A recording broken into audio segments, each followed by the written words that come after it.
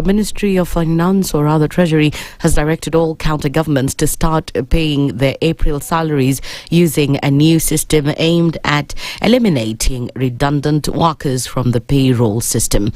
The system integrates salary payments with all statutory deductions such as SHA, NSSF, payee, pension deductions, NITA and others. According to Treasury PS Chris Kipto, together with the Public Service Commission, the Integrated Payroll System, HRIS Kenya, together with the IFMIS system, will streamline all deductions for the listed items. A recent audit revealed that 40 counties were involved in a waste of 1.5 billion shillings between late 2024 and early 2025, with some using unconnected systems to pay redundant workers. Busia Governor Dr. Paul Otuoma has strongly criticized DCP leader Rigathi Gachagua for allegedly interfering in the internal affairs of the ODM party. According to Otuoma, Gachagua is not fit to advise the ODM party, which has more governors, senators and MPs as compared to his party. So mtu asituchukue, mtu ya chama ameanza juzi, hata ana mbunge moja, ati pia unataka kulecture ODM. You don't even have, labda umepatako tu MCA moja kwa bahati, ati pia unataka ku-advise ODM. Una-advise ODM namna gani? Na sisi ni chama, the other day tumecelebrate 20 years ya kuwa chama. Tuko na watu, MCA, governors, senators, MPs. Wewe hata moja, ndio unataka kuenda trial 2027, lakini unajifanya ati pia unataka kulecture ODM. Una lecture ODM kama nani? So hii watu wanaongea sana, mimi nataka kuwapatia onyo. Otuoma has also dismissed their opponents' claims that their talks with UDA have collapsed, arguing that they'll appoint a team that will fully achieve the process before the 2027 elections. Na wananchi wa ODM wenyewe watatoa timu ya kunegotiate, na wenyewe wanajua vile ya kulinda chama, kuhakikisha kwamba tumelinda ground. Kazi yetu ni kulinda ground ya ODM na ile to conquer more territory. So mtu asituletee tu maneno ya magazeti na maneno ya story kwa matanga ati ODM is a shadow. We are a strong party and we are going to prove that. A similar statement was made by Kakamega Governor Fernandes Barasa, insisting that the Mulembe community will continue to support President William Ruto as he seeks a second term in office. Sisi tunasema ya kwamba ikifika mwaka wa 2027 tutaendelea kushirikiana na kuhakikisha tumepatia William Samuel Ruto 2 term. Na baada ya muhula wa pili wa Rais William Samuel Ruto, sisi kama wana Western tuko na numbers. Western Mulembe Nation tuko na watu milioni 8. Na mimi nataka kuambia watu ya Western Region ya kwamba ikifika mwaka wa 2032 tuko na vijana pia hapa mkoa wa Magharibi ambao wanaweza kuongoza taifa letu. That's the news wire. I'm Lea Obaga.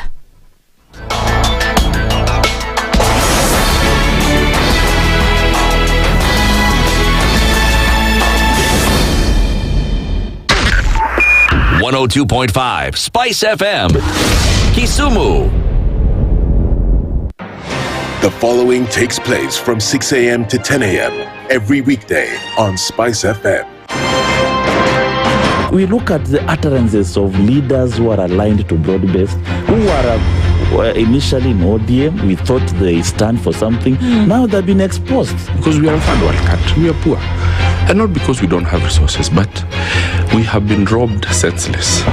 Look at the wasteful expenditure. Look at how large government lives. And we've said this is something that can be controlled. It happens in many other countries. Internally, we used to stand and tell you, boss, hii kitu ni mbaya. And you'd say, now he doesn't, let me tell you, you saw the other parliamentary group meeting. People went there, sat, listened, looked at him. There was no plenary, left. The Situation Room, Kenya's biggest conversation. The following takes place from 6 a.m. to 10 a.m. every weekday on Spice FM. He is himself actually has admitted that he bribed members of parliament, so... he admitted that he bribed members of parliament? Well, when he said... The government. Yeah, when he said that he gave the 10 million was for what? We're always quick to point faults in somebody else before you look at your own faults as a person. If it was Kanu's day, hii amuka naye leo, ungekuwa umeenda bali sana hii. So and we must celebrate you. There are 600 million people now globally estimated to be living with diabetes in the world. So it is a major health problem. It's the largest single disease rising pandemic that we're dealing with right now. The Situation Room, Kenya's biggest conversation. The following takes place from 6 a.m. to 10 a.m. every weekday on Spice FM. SRC's mandate is constitutional. It's not an advice. It's actually something you must do. Must do. Like now you abandon, of course, the narrative of Wheelbarrow, Mutanu, Mama Mboga, and all those, that rosy narrative. Your expenditure is 3.3 trillion, and you're collecting only 2.5. Out of that 2.5, you're spending 1.8 trillion to service loans and so forth. That the CDF kit, it's in itself a symptom of corruption. This is the Situation Room. The only way to start your day. The following takes place from 6 a.m. to 10 a.m. every weekday on Spice FM. You have land, Dennis. Okay, your own land. You use your own money to build it, and then you sell it to yourself. But we don't want foreign troops on Kenyan soil. But surely it goes a little bit deeper. This is it. If you find the tree is withering, then you call the person who is managing that tree. Come around. Yeah, why don't tell me what is first of all, what's the problem? Yes, what is the problem there? How do we expect ourselves to move forward as a country? The Situation Room, Kenya's biggest conversation. The following takes place from 6 a.m. to 10 a.m. every weekday on Spice FM. Presidency is fairly interesting in the sense that it will actually take us to a new consciousness. Swali zile watu waulizi na swali muuliza na shangala ni aje kwani huku kunaendaje? 30 billion shillings annually on travel alone in public service. A Kenyan can even demonstrate every single day of his life that Ruto must go. That is the only message of his demonstration. That is his right. That bribe blinds the eyes of the wise and subverts the cause of those who are in the right. This is the Situation Room. The only way to start your day.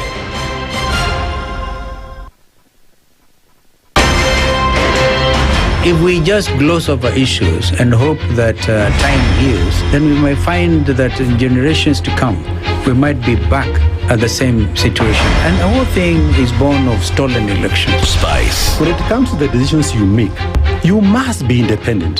There's no way you can allow one institution to dictate to you how you're going to conduct your operations, how you're going to decide cases.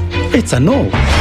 When you weaken the institution to the point where they cannot take action, then you realize that politicians have to come up and now start dealing with the issues. That conversation has to die. Our politicians do not like the hard stuff. We must insist on the path of doing things right, whether popular or unpopular. Money changes hands. That is a fact. If you have political goodwill at the highest top, like in Rwanda, then corruption will be an issue of the past. If you don't have political goodwill at the top, we will pass laws, we will amend laws, we will continue passing laws and re-amending laws, and nothing will happen. This is the Situation Room. The only way to start your day.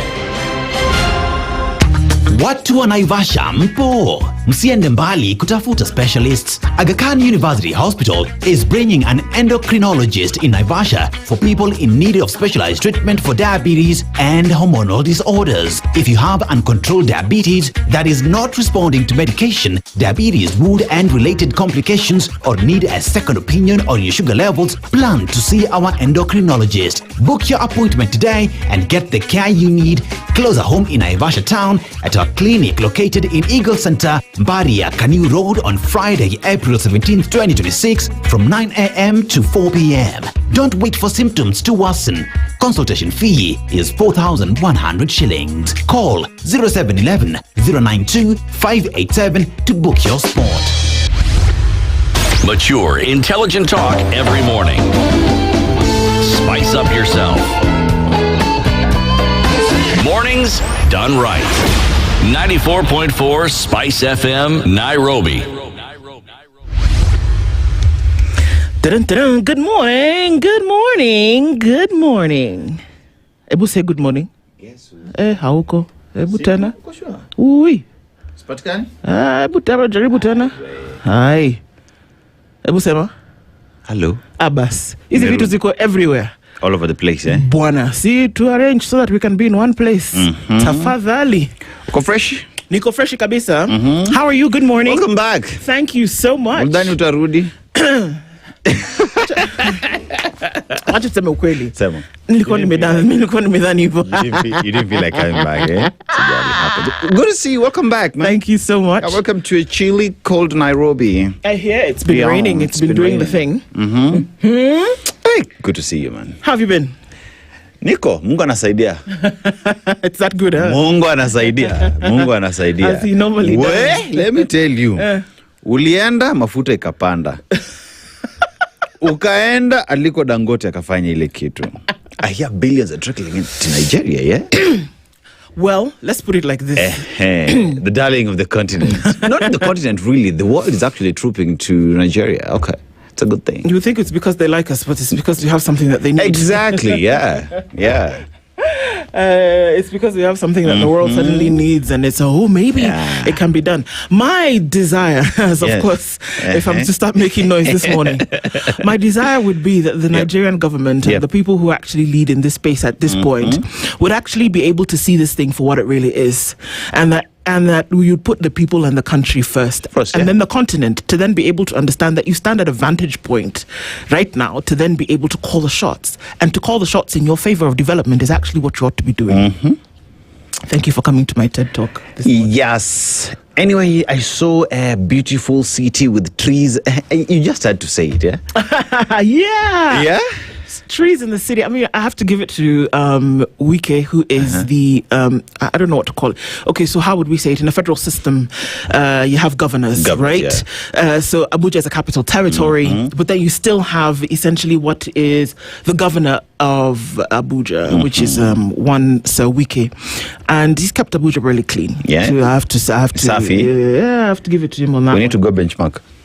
The importance of having trees in a city. Oh, here we go. I see you've not let down just yet. No, the importance of having trees in a city. It would come through whenever it rains. Runoff water would be handled. You see? I can get that thing that you've been talking about, my friend. Yeah. We can. And then I also saw some kids with honey here and there. Yeah. So next to where our home is, there's a gentleman who's got this. He essentially has apiary. Yeah.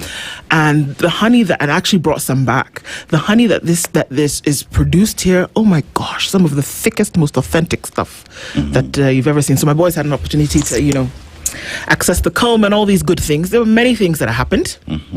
And it's good to, it was just good. It was good to just from Nigeria, unplug. you're telling us some of the thickest honey that you can ever get. Sorry. Wait. I promised to be a good girl. I promised God. Welcome back. Thank you very much. We were with you. You see, we followed through. I was with you also. Yes. You followed through. I can see. I can hear that. Asante sana. I'm happy to know that mulikuwa vizuri. Mulikuwa salama. Tuliendelea kusukuma gurudumu. Now you're making up words. Gurudumu, we continue to push the wheel. Fantastic. Good to be back. Good to see you. Awuor is here. Good morning. Hope you're well. She's waving at me nonchalantly, so we'll just take that. And I also enjoy being Mutanu. Everybody's here putting it together. Karibuni sana. This is a situation room. It's the 20th. Is it 20th? Unajua sana tulichapwa jana, so ya 20th. Wait. You guys. So now, you know what? On Wednesday, you have to win. I know. If you lose, that's it. That's it. Sorry, Man City will take this thing. That's it. Yeah. So how do you feel? It was a game well played, though. It was a game well watched. Anyone would have taken it. The boys played well, so yeah, Man City was the better team. At that point, yes, they were. Yeah. Football and things. We'll be having easy though. I don't know how I'm gonna walk back home because there's a gentleman who's just waiting for me. But anyway, still top of the table, guys. Still top of the table. For now, certain things must happen. Yeah, we can't afford to lose any match moving forward. No, you can't. You must win your next one if you're going to win this thing. Yes. Yeah. So I don't know. Well, Ifikie Ateta. Tafadhali. Lazima washinde on Wednesday. Kama ni lazima uroge watu, roga. You guys are playing Newcastle on Wednesday. Yeah. All right. Well, I don't know, man. I wish I could. I wish I could say that I was with you in support, but we'll be praying for you. And as we normally do every weekday, we have conversations on the situation. Good to be back, and thank you for keeping it here. Even and Aseto is, of course, continuing with conversations here as we do. Today is the 20th of April. We will not stop. Our conversations will continue. And let's tell you what we'll be talking about today, even as we get into it. Sawa. All right. So our conversation starts at 7 o'clock, as we know. We'll get into the headlines in just a bit.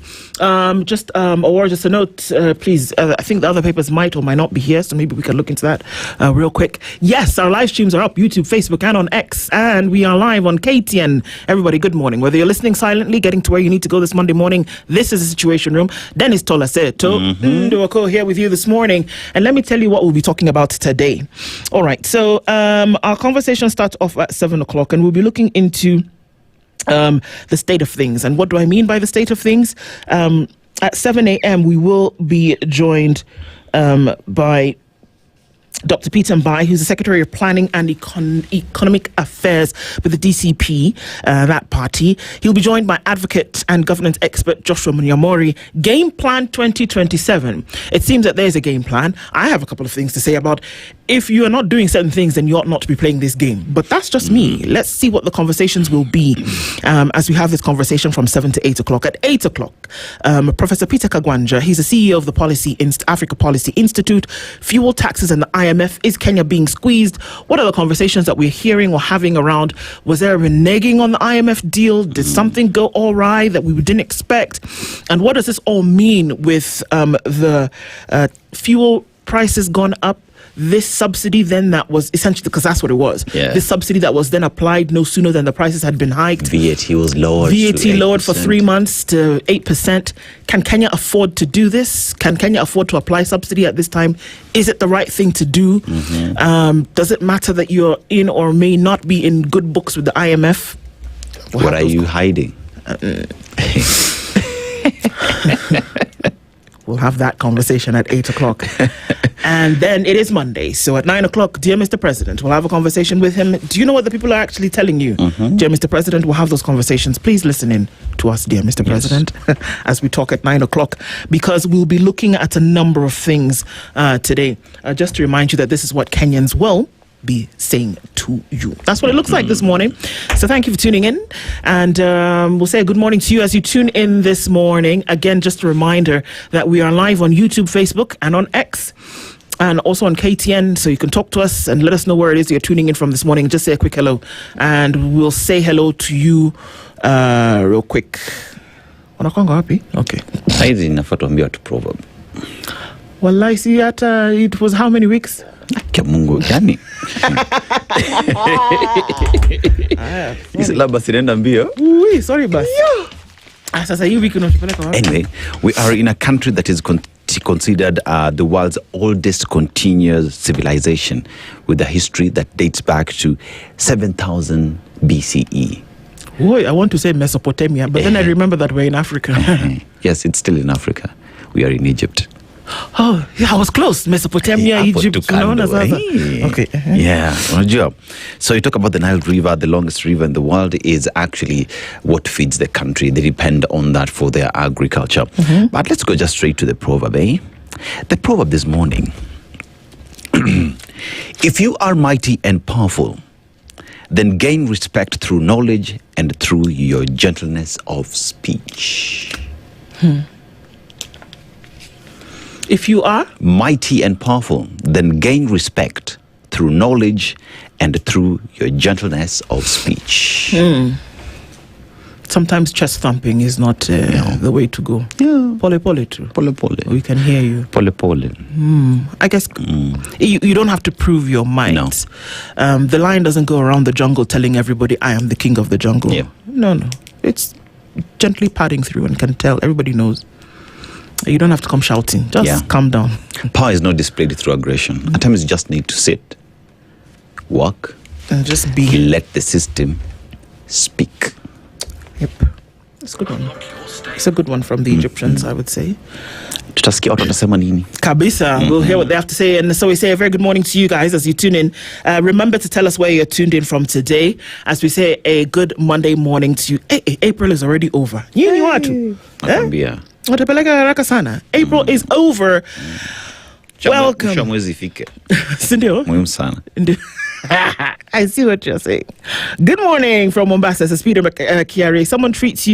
When somebody treats you like you're just one of the options, help them narrow their choice by removing yourself from the equation. Kabisa. -1. Thanks. Moving forward. Sasa, I need to left. Ulisema? Okay. Sijiongeleshe. Bas. Atasiko, Nani? All right, that's it. Jimmy Minothi says, good morning, Spice family. Tendencies. Is there something about tendencies? Maybe from the word tender in Kenya, tendencies. I guess so. The Semenya, good morning, tuning from the UK. Glad to have you back. Thank you so much. Asante sana. Jimmy Munuthi, thank you very much. Karibu sana, thank you for tuning in today. And Isaiah Wajiro says, good morning, tuned in from Tanzania, tuko pamoja. Karibu sana. And thank you so much. Kisa Daniel tuned in today. Thank you so much. Eric Awuor, good morning. Thank you. We missed you, girl. We missed you too, Linda. Actually, I woke up in the morning because, my alarm is set to this time, obviously. And so Nigeria, we are 2 hours behind Kenya, but my alarm would go off at 1:30, 1 o'clock. And I would be like, okay, why is my alarm? And then I remember, okay, that's where it would be. I am home. I'm home, so I'm not waking up for anybody. Linda, good morning. Missed you too, my dear. Karibu sana. Boaz Nalianya says, Binti Wamfalme. That's it. Tuning from Kitale. Good to have you. Thank you so much. Fiery Red says, good morning. Happy to have you back. Thank you so much. How was home? It was fantastic. Good morning, Aseto. Salam sana. Good morning, Chi. Nahashan Gogi says, good morning, Princess Ndu and Dennis. Welcome back, Ndu. Thank you. Ndu, kindly ask Dennis. Dennis, tunachukulia wapi kura?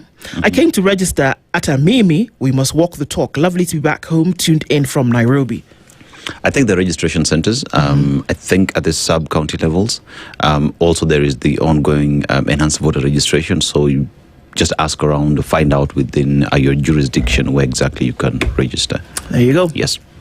All right. Good morning, Spice team. Watching from Portland in Oregon. Welcome back. Did you bring some fuel from Nigeria? This is Mashari and Jerry were asking. Yeah, it was a bit difficult. I tried, though. Puamali says, good morning. New energy. Welcome back. Thank you so much. New week. New energy. Welcome back. Asante sana. Leo says, happy and welcome back. Binti Wamfalme Asante. When you went, Aseto did great, no doubt.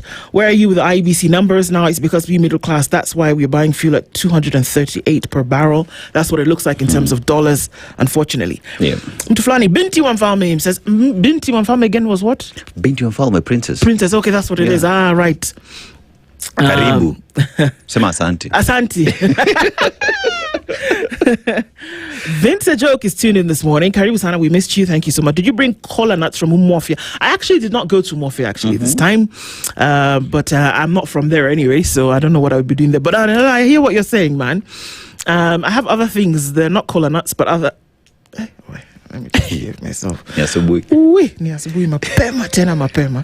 Musema ukweli says, good morning, great team, and especially Karibu sana. Thank you so much. While you were away, blood-based government collapsed. Thanks to ODM trusting a wicked, dangerous thug. Musema ukweli, good morning. Anasema ukweli. Anasema a wicked, dangerous thug, gangster, broker, shrewd conman in their tent. Hiyo ni ukweli wake. Okay. So good morning, Karibu. Christina says, good morning. Missed you too, my sister.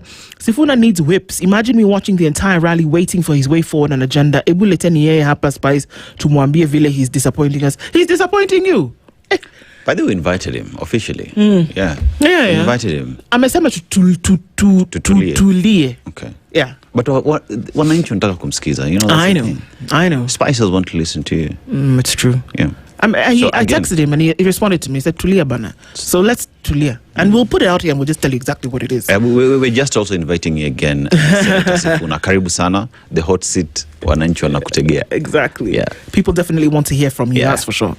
And a very good morning to you, Wanda. Good morning. You're tuning from Toronto. We missed you so much. Thank you, Wanda. Good to have you back. What's your magic wand doing nowadays? Welcome back, Asante Sana. So, Christina, don't worry. We're working on it, and time will tell in a very short time. Drift Session says, good morning, Team Spice. Happy New Week. Welcome back, and thank you so much. While you were away, we were sold industrial sugar, and Kofek alleged the substandard fuel is carcinogenic. Okay. Fuel is carcinogenic, meaning what? Are you ingesting it? Emissions. Oh, emissions. Hey, my brain still works. Trust me. Okay. It's interesting. All right. Young Jedi, we see you. Good morning. Papa Ogutu says good morning. Early rises will never lack. Nairobi chilling. Ile Mbaya. Chelsea hatuongei. I'm very sorry, by the way, about Chelsea. Commiserations. The Blues are a bit blue. This is Inyika says, Queen is back, Kabisa. Happy to see you. Thank you so much. Good to be here. Young Jedi, good morning. The Realm has missed you, The Realm. The Regent Dennis was lovely. We are glad our Radio Prince is back. Please prepare us psychologically next time. Welcome back to the throne. Asante. Okay, next time I should say, I'm sorry. Arsenal fans, yes, otherwise read as Dennis Aseto, don't worry. City will lose to Bournemouth, Crystal Palace, Villa. It's just watch. So he says that City will lose, and so they will not gain any more points, and Arsenal remains. For once, Semokweli has not lived up to his name. But thank you, sir. Leo's Princess, yes. He says, while you're away, we continue to threaten goon hirers with the law. While the goons are captured by CCTV, they're known. Cry, my beloved motherland. That was tough to see. Yeah. That folks are on TV and then they were posing with other people. I mean, this is almost guilty by association. I'm just saying. Yep. If you were in the room, you're somebody needs to be asking you a question or two. Hope Lagos was amazing. It was fantastic. Good morning to you, Prince Alvin. Wanda says, on Friday, the guest Frederick Okango almost gave Aseto a migraine with his false statements. Aseto, you were about to bust something. But Aseto, Aseto will not just Aseto, they've owned you. Stood on business and fact check Fred the whole hour. You would have been so proud. Sindo. Yeah. It's important, man. It is important. I personally live in Kenya, in Nairobi. I don't come from Mars. You live here too? I live here too. And we see these things and you know what is happening. So when someone's not standing on business, you have to stand on business, man. I hear ya. Yeah. But it was great. It was great. Rose Grace says, good morning, Jonasato, tuned in from Menara. Good morning to you. Brian I am also asking. Me, one of the things I love about Kenya, the thing I love is chapati. Yeah. Now, they told us that there was a machine that was going to be making 1 million chapatis. I don't know over how long. Yeah. Where is the machine? It was a new invention. Where is the chapati making machine, which is supposed to be churning out, 1 million chapatis per whatever? I remember Some of us take these things personally. There's a time the governor was asking, saying, Tulieni, it's still being manufactured, so... Beggy. So now that the national government is sharing responsibility with Nairobi County, does that mean that also this chapati machine they will not give us? Abi, how? Where to where? But it's the president who promised the machine, right? Yeah. Yeah. So this is aside from 80 billion shillings. Bring chapati. Yes. Machine ya chapati. President ikufikie. Dear Mr. President. Dear Mr. President. Iko wapi machine ya chapati? Hiyo ndio tunaanza na saa tatu. Chapati, we want chapati. Arsenal want them. This is what Clive says. Good morning. Sorry. Hey, says, umekuja rough leo asubuhi. Sai says, good morning, tuning from Doha. And Sarah Kilonza, good morning. Welcome back. Thank you so much, girl. Good to be here. All ready for the big conversation, says Thomas Omosa. Adala Calvins, good morning, Team Spice. Live from South Korea. Please send that proverb to our Treasury CS Mbadi. The man has been shouting and lecturing us like we're his children. It's not good. Margaret Gathoni says, good morning. We thank God for you. Thank you so much for being here. Janet Kirui says, good morning. Thank you so much. Real Institute, your colleagues led by Aseto represented very well. Sasa, Poa, Kabisa. Raskodor says, good morning, tune in, Madam Ndu and Deno. A lot happened while you were away. Okay. Tibbs Muge says, good morning. Eric Moore says, good morning. Good to have you here, Eric. We missed you Uli Salimia Joshua Selman. I didn't see him personally, but you know. Salawi tamfikia. Yeah, tamfikia kabisa. Sam, you're right. We need that chapati machine. I don't take these things lightly. So thank you so much. And Prince Alvin, Governor Sakaja appointed Gaucho at Mama Lucy Hospital on the board. That's the most hilarious thing ever. Yeah. I'm just saying, it's funny. Let me tell you. Ile mchezo iko hii Nairobi. Wait. It's not and then funny. You're wondering why it's not working. Lazima iwak, lakini haiwak bwana. Haiwak. Okay. So, we want to do what? Let's look into the headlines this morning. Yes. Maybe we'll come back later and tell you what it looks like with the weather and traffic. Ama, Nyaje. All right. And we'll just do the headlines and we'll come back and link to the stories. We'll take a break for weather and traffic in just a bit. On the front page of Kenya's bold newspaper, The Standard today, back to the streets. I hear the numbers in Nakuru yesterday were colossal. Opposition leaders and Gen Z activists are set to take to the streets tomorrow over fuel prices, the rising cost of living and governance concerns. Backed by the Linda Mwananchi movement, the mobilization comes after Siaya Governor James Orengo called for intensified action and said it was time to send Ruto home by force, further fueling political tensions and piling pressure on the government. They're not mincing their words here. They seem to be saying it as it is. We are not dealing with drama. It's like... It's a big deal here. You say the only language the government hears is through mandamano. So I think about it. Anybody, if I'm talking to you, but you're not listening to what I'm saying. So the thing that you expect me to keep doing while you have a responsibility to fulfill, how about I stop doing it? And perhaps that will get your attention. True. It works with anybody. I'm telling you. Am I speaking to somebody? Kupet threatens to exit Shah as teachers decry healthcare delays. You people didn't even cool down for 1 minute. Let me tell you. God. Those are people who are supposed to shut up. Who, Kupet? Yes. Because walienda wapi? Because I remember the time when we had teachers here and teachers were speaking. We were never consulted when they were getting into this Shabiashara because we had a comprehensive cover and they did not understand. Today, wanna shut up. Walimu waliwaambia, they never listened to their very own. Today they are complaining. KPA pushes Mombasa and Lamu as key cruise tourism hubs. I don't know what they were doing before that, but okay. Police retrained to handle gender-based violence. Really? Okay, it's about time, don't you think? I would have imagined that when you were talking about the fight against GBV, that this would have been one of the first things that you did to say, let's arm the security agencies, such as the police, to then be able to deal with things like this. But, you know, again, it's just me. I mean, you will retrain them, but have you changed your primary curriculum to address this from the word go?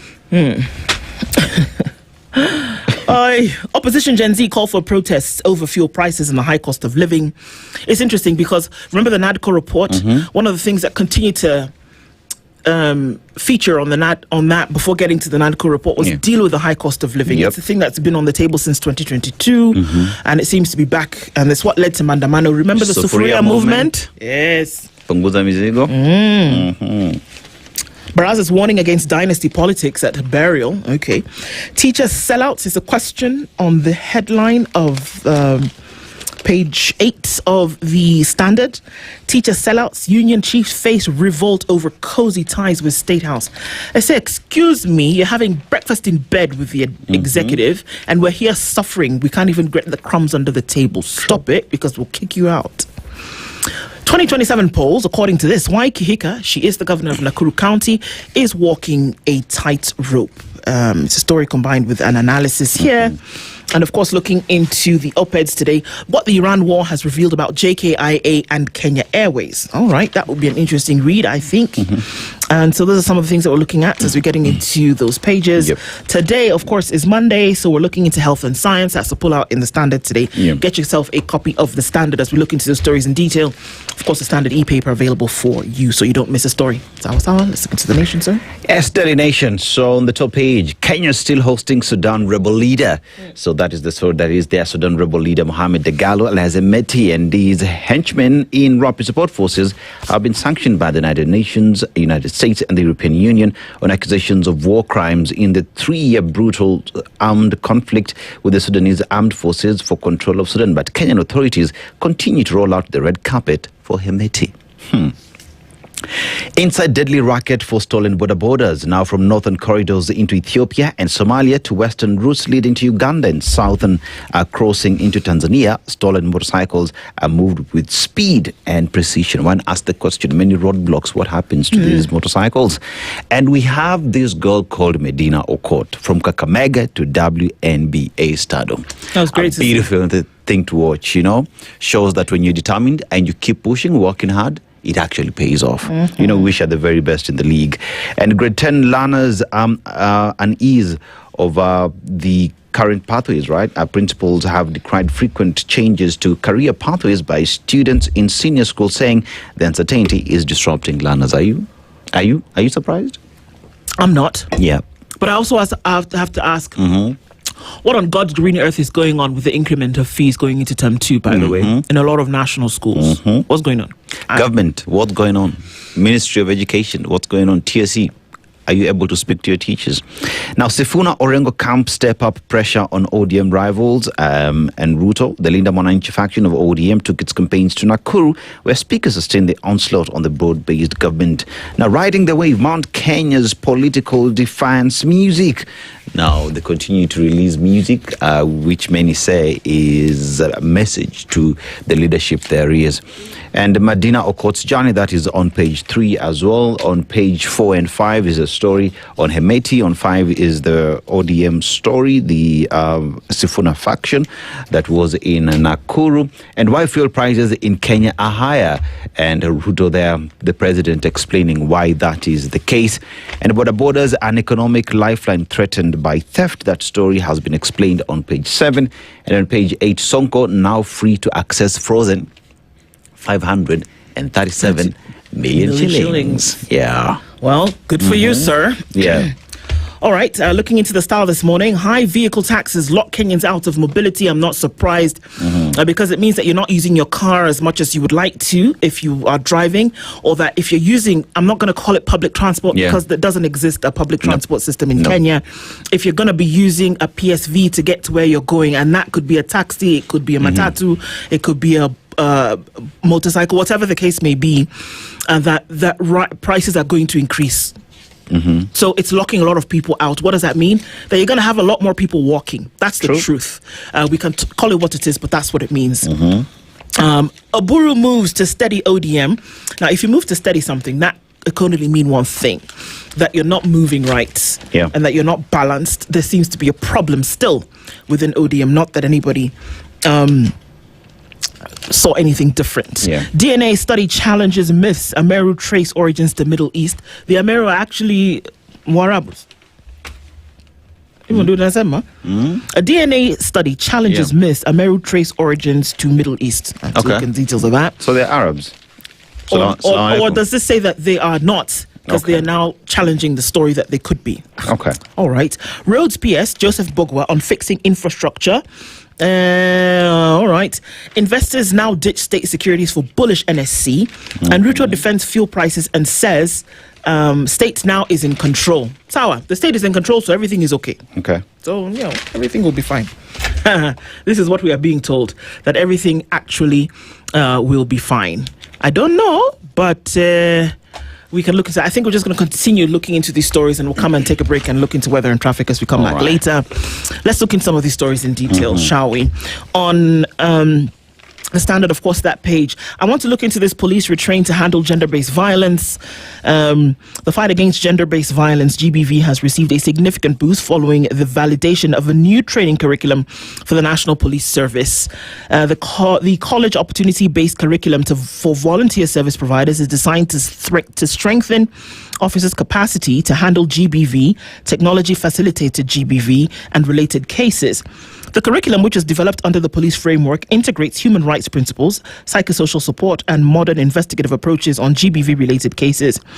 In a move aimed at addressing gaps in police training that have often been blamed for cases of brutality, mishandling of victims, and violations of human rights. More to look into that story, but I think these are fundamental things.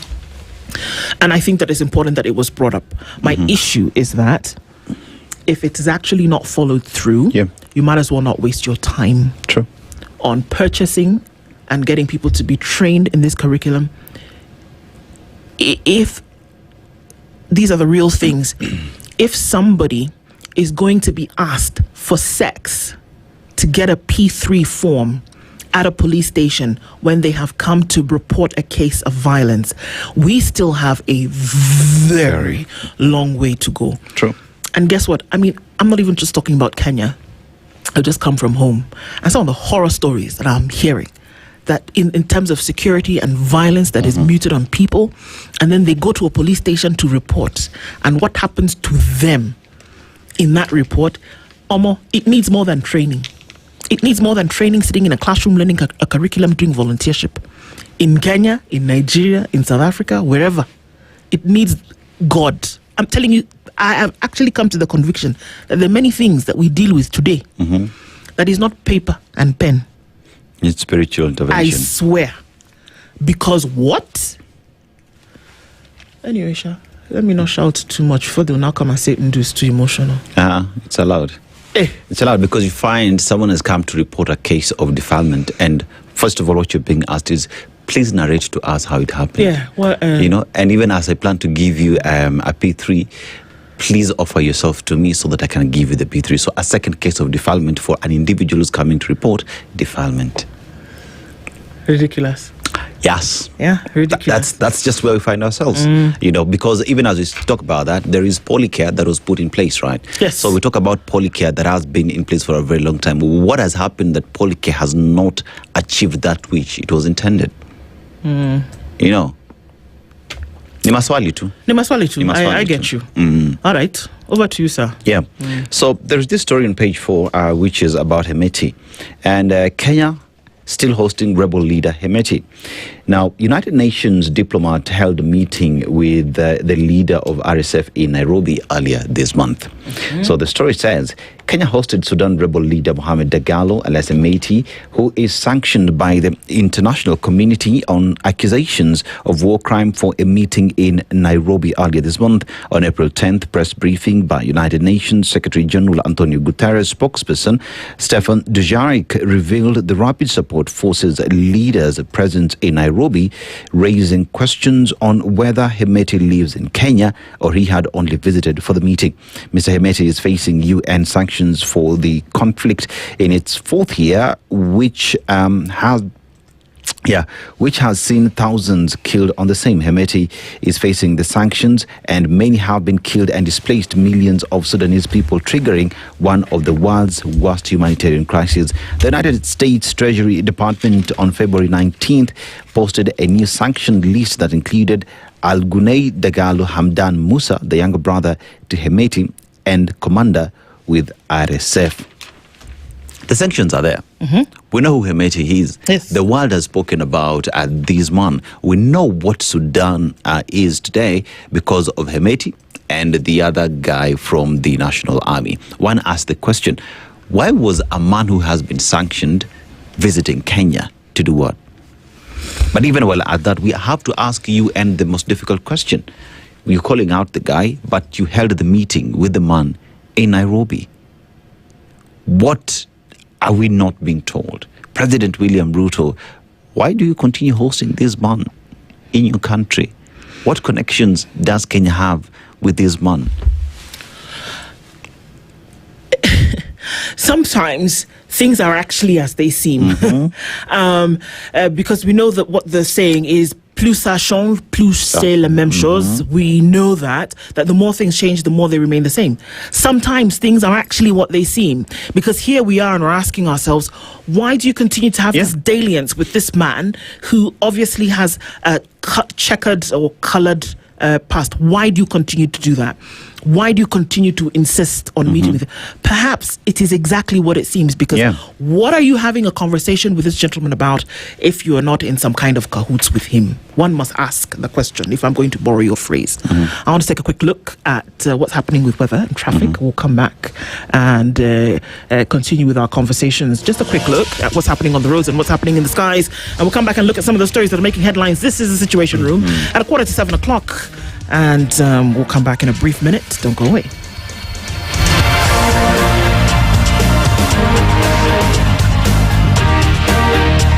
This is the weather with Spice FM.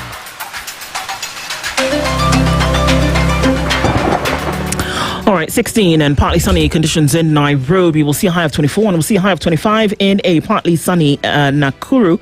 It's 16 and sunny in Nyeri. While looking into a partly sunny Kisumu, we'll see a high of 29 and we'll see a high of 29 and a low of 14 in a sunny Kakamega, currently at 15. Partly sunny at 25 in Mombasa and it's partly sunny at 26 in Malindi. Marsabit is sunny this Monday morning at 21. We'll see a high of 26. Clear skies as we look into Kakamega. I beg your pardon, clear skies as we look into sunny conditions at 24 in Dar es Salaam. It's 15 and cloudy into Johannesburg, while it's clear at 20 in Kampala. Partly cloudy at 27 in Lagos, while it's clear looking into London at 6 degrees. It's 18 and sunny with a high of 24 in Beijing. And it's 7 and clear in New York Sunday night. Coming into Monday, we'll see a high of 11 and a low of 6. Chilled Spice.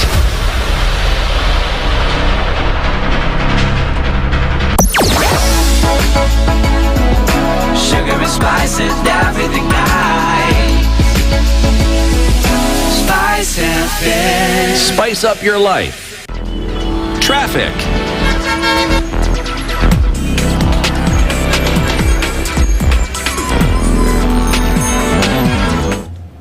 All right, what are we looking into this morning? Traffic is starting to build up in different parts of the city today and already looking pretty busy as you come off the Thika Superhighway, getting into the CBD, all the way through towards Muranga Road. And as you get to the Globe Cinema roundabout, that's busy and it's going to be just so for a while. Not much happening in other parts. It's popping off a little bit on Jogo Road as you get towards Landis and then on towards Haile Selassie as you come past Wakulima. That's busy. It's not vehicular traffic though. It's all the folks who are selling the tomatoes on the side of the road. Move, people, so we can move the traffic.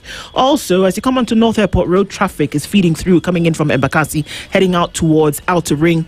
It's not too bad coming off Mombasa Road as you get into the city this morning, so let's keep an eye on all of that. Your scenic route to the city is the Southern Bypass. It looks good for now.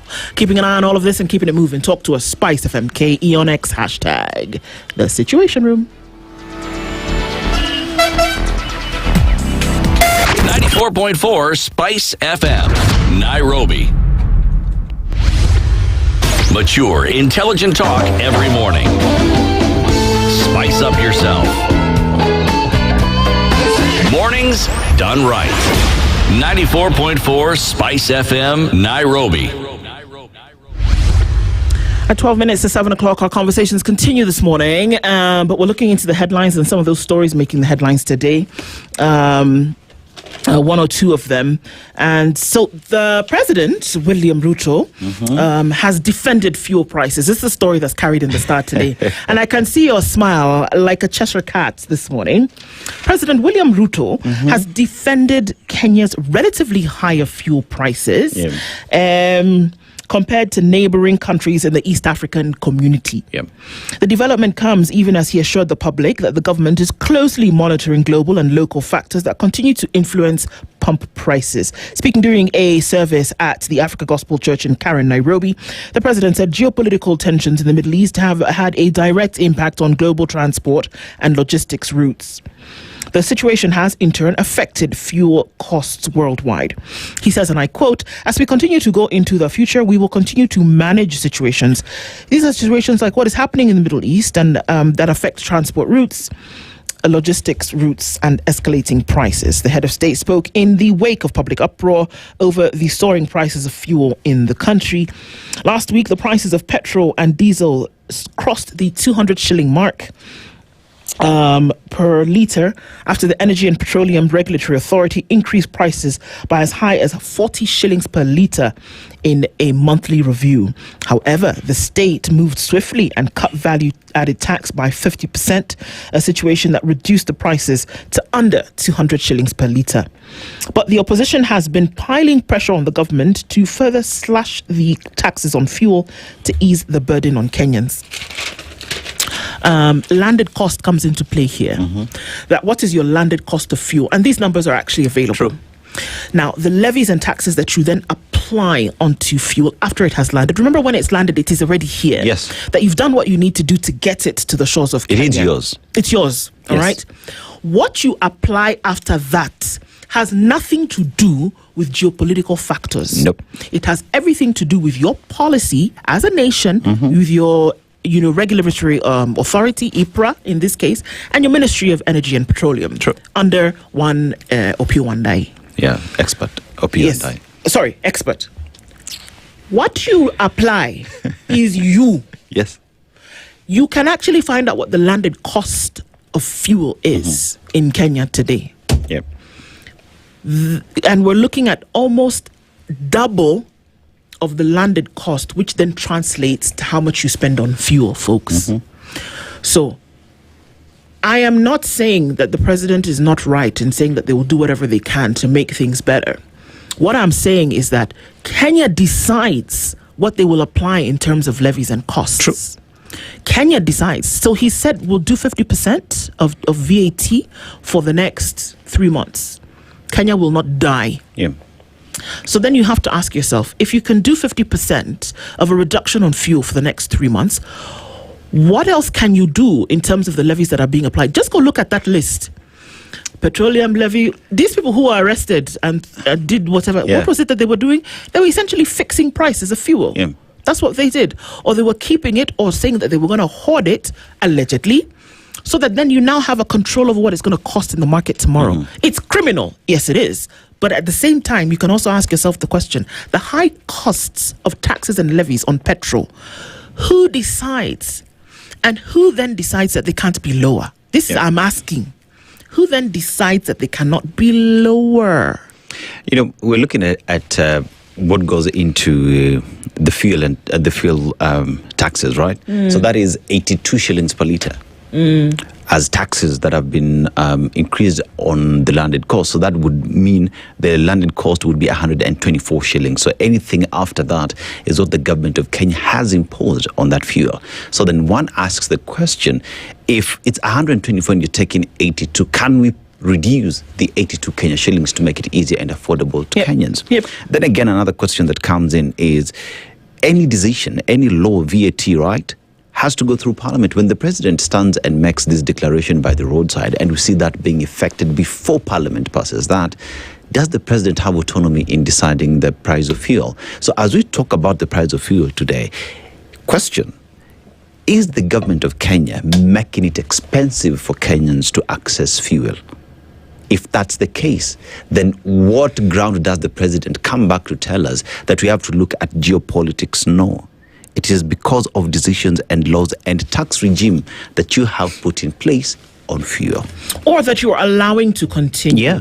You know, I'm just wondering how these fellas who were sitting in the ministry and IPRA making these decisions, and you're not actually asking yourself, then how has that affected things over the last many years? Let me tell you something else. Fuel in any country, by the way, except for some, is one of the easiest. It's low-hanging fruit. It's one of the easiest ways for you to make money. Make money, yeah. Right? Because you can apply and say, because guess what? People are going to consume it every day. Every People day, have to move. You have to keep industries alive. You have to do all of this stuff. So it's one of the easiest ways to make money. It's also something that you should not be able to monopolize. True. So how are you making the decision around that? I mean, fuel right now in Nigeria is ridiculously expensive. And it is 120 shillings a litre, if we do the comparison. Yeah. But we produce the thing. Yeah. It is ridiculously expensive. And it's about, give or take, 70, 80 shillings less than in Kenya. But we produce the thing. Yeah. So what are you doing for your people? Do that and compare to a time where Gaddafi was president in Libya and fuel cost almost nothing. Nothing. Water was actually expensive than fuel in Libya. Why? Because they have a scarcity of water. There you so go. Make it a little bit expensive, because processing it and desalinating it, whatever, is expensive for the government. I don't know. I just think that there needs to be an open and forthright conversation about the things that are really going on. The levies that come in, because then you want to ask your question. Those levies, road, there's road maintenance levy. There's something regulatory levy. There's this other one. What can you see as a result of those levies playing out in front of you? That's road the question. Maintenance levy. We have potholes. all over the place. So what exactly are you using the road maintenance levy to do? The president here is talking about we should look at Kenya's economy as a middle income economy and not compare it with the rest of the region that you're comparing it. So Uganda, Rwanda, Tanzania, because they are least developed country. Kenya is a middle income country. So you need to compare it with another. I think that is the most absurd way of looking at how you're taxing fuel for your people, because it is the driver of economy. If you make it expensive for people to access fuel, you're making it expensive for your people to access goods and services in the country. I mean, one would assume advisors advise the president. I think these things need to be interrogated. I don't think that they need to be shrouded under the cover of darkness. No. You need to speak about them openly. And if I'm not mistaken, just looking at a clip when Ndindi Nyoro said, you know what, don't be deceived that this high cost of fuel that you're seeing today is as a result of what's happening in the global spaces. Yep. And to interrogate that a little bit more, to really understand what's going on, I think is absolutely necessary for people to do. Is Kenya able to reduce the prices in the light of what's going on globally? That's also a question as well. And to be very honest and open in that space to say what exactly is going on, I think is absolutely necessary. Yeah. One last story from you, sir. I wanted to look at that story by Mr. President, but it's what you've just covered as well, all right? So let's look at grade 10. Okay. So the grade 10 learners struggle to settle on career pathways. So the first time following the transition of 1.1 million grade 9 learners to senior school has exposed mounting challenges for teachers and administrators as students under the competency-based education system struggle to settle on career pathways. Just months into grade 10, many learners are frequently changing subject combinations, opting for sciences one week and shifting to humanities or arts the next, creating instability in classrooms and raising fresh questions about the structure and implementation of the new curriculum. I ask the question, we have this curriculum, have we prepared these students enough to know or understand what pathway fits them well? Remember, it is competency, you know? So at the time you find someone going for sciences and realizes, hey, no, this is not my path. What went into preparing these students to settle for any pathway that they do take goes to show that there is little preparation, that students do not understand the entire system and why it is important to settle on a pathway that fits you well. Goes back to Presidential Working Party, the ministry, TSC. Have we retooled the teachers to guide these students well? Have we even involved the parents? Because you find many students are taking science subjects because their parents have insisted on them taking that. In this entire ecosystem, who has been left outside? Because if that cog is missing, that is where we are finding these mistakes. But remember, they're already in class. Teachers, the government of Kenya has spent money to train these kids. I don't know, man. Yikes. In education, unfortunately, you can't play catch up. You can't. All the time playing catch up. We're getting into the second term of the year. So 3 months down the line is when you're now saying, oh, well, this thing where these students have actually been in school for a quarter of the year already, perhaps we need... And I do agree that continuous assessment and learning needs to happen, and training and keeping up. There were some fundamentals that needed to have been met before, you put these learners in school. Because at what point as well do teachers pick up that this student is good at this and continue to trigger them and tune them to that which they see this child is able to achieve? Or is it about chukua karatasi and a feel, pick a pathway? Because if you pick it early, you're able to tune this child towards that pathway that you as a teacher has picked, and have that conversation with the parent for the parent to understand, so that the influence does not come from the parent later that I want my son or my daughter to go to science or sports. Those are the questions. And it's 7 a.m.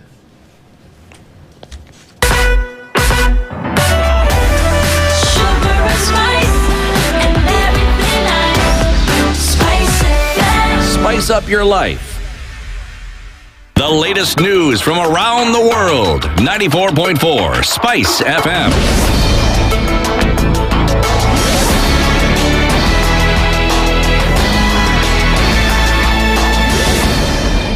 This is the News Warrior. I'm Lam. Leah Ubaga. President William Ruto is on a 3-day visit to Italy at the invitation of President Sergio Mattarella. While in Italy, Ruto will meet with Prime Minister Giorgia Meloni for talks on strengthening diplomatic and trade relations between Rome and Nairobi.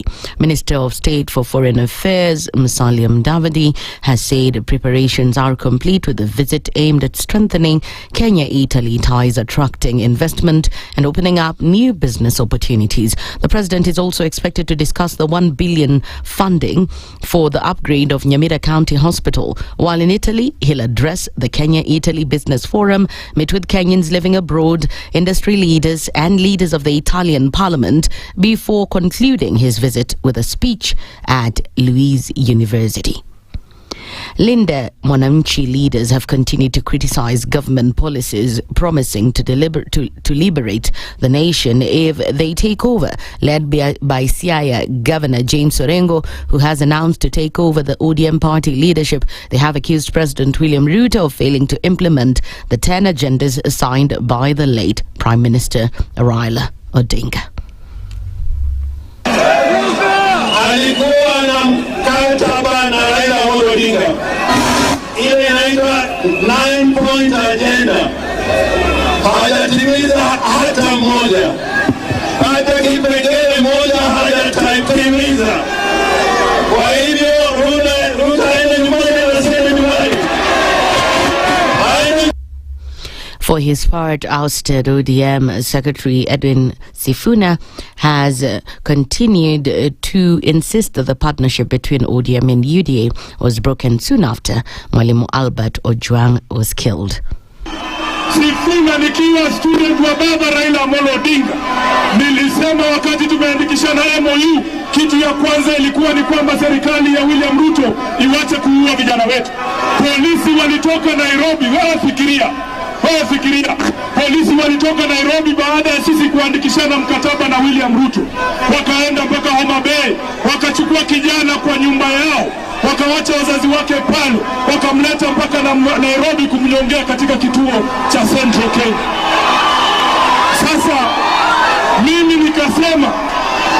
nikasema kama katibu mkuu wa chama ambaye aliandika huo mkataba, siku ile Albert Ojwang aliuliwa, hiyo ndio ilikuwa mwisho ya mkataba ya UDA na ODM.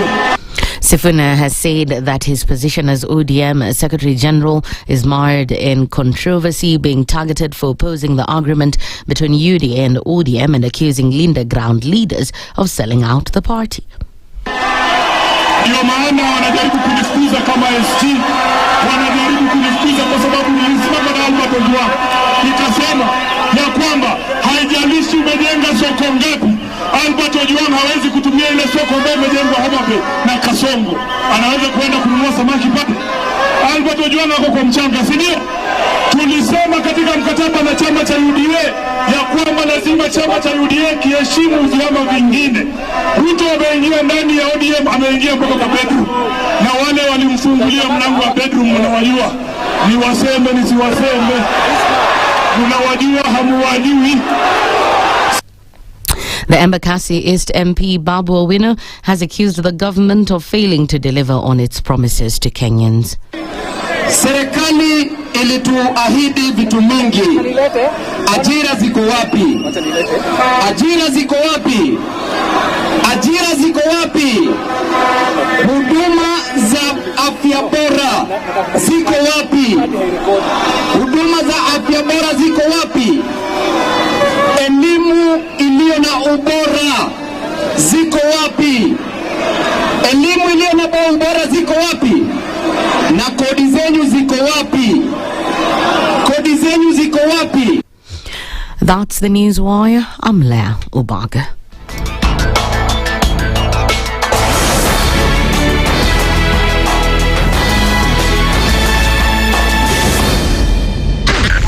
SpiceFM, Nakuru.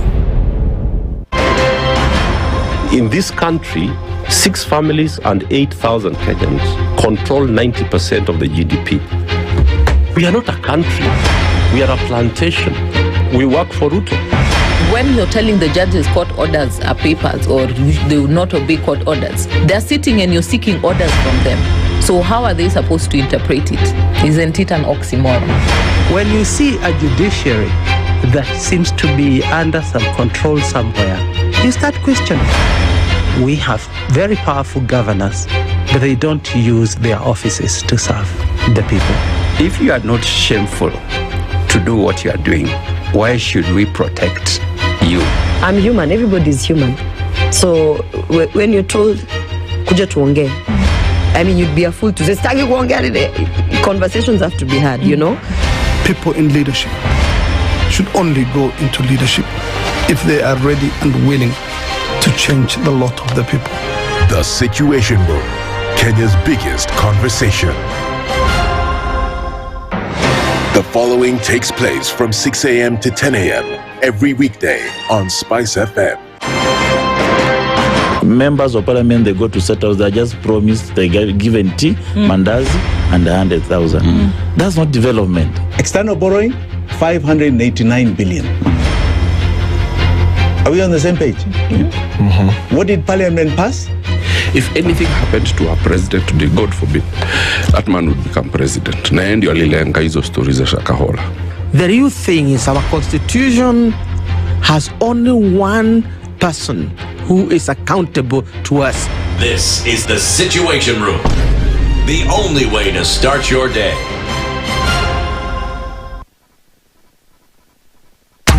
Watu wa Naivasha mpo, msiende mbali kutafuta specialists. Aga Khan University Hospital is bringing an endocrinologist in Naivasha for people in need of specialized treatment for diabetes and hormonal disorders. If you have uncontrolled diabetes that is not responding to medication, diabetes, mood and related complications, or need a second opinion on your sugar levels, plan to see our endocrinologist. Book your appointment today and get the care you need closer home in Naivasha town at our clinic located in Eagle Center, Mbae, Kanu Road on Friday, April 17, 2026 from 9 a.m. to 4 p.m. Don't wait for symptoms to worsen. Consultation fee is 4,100 shillings. Call 0711 092 587 to book your spot. School is out and the fun is in. Feast your eyes and your kids' hearts on a feast like no other with StarTimes. Recharge your monthly subscription today and get upgraded to the next high bouquet for 1 full month. Turn your home into a world of adventure with Bluey on CBBS, playful giggles on Baby TV and Jim Jam, learning that feels like play on Mindset Learn, non-stop action with the Batman on Toonami and the Powerpuff Girls on Boing, endless fun with SpongeBob on ST Kids, and thrilling wins with Super Strikers on ST Tunes. Unlock your upgrade today. Simply renew your subscription on your current bouquet and we'll automatically move you to the next high bouquet for 30 days. Dial *858# or call us on 0719 077 077 for customer care. Download the StarTimes on app to take the fun wherever you go. StarTimes. Enjoy digital life. Mature, intelligent talk every morning. Spice up yourself.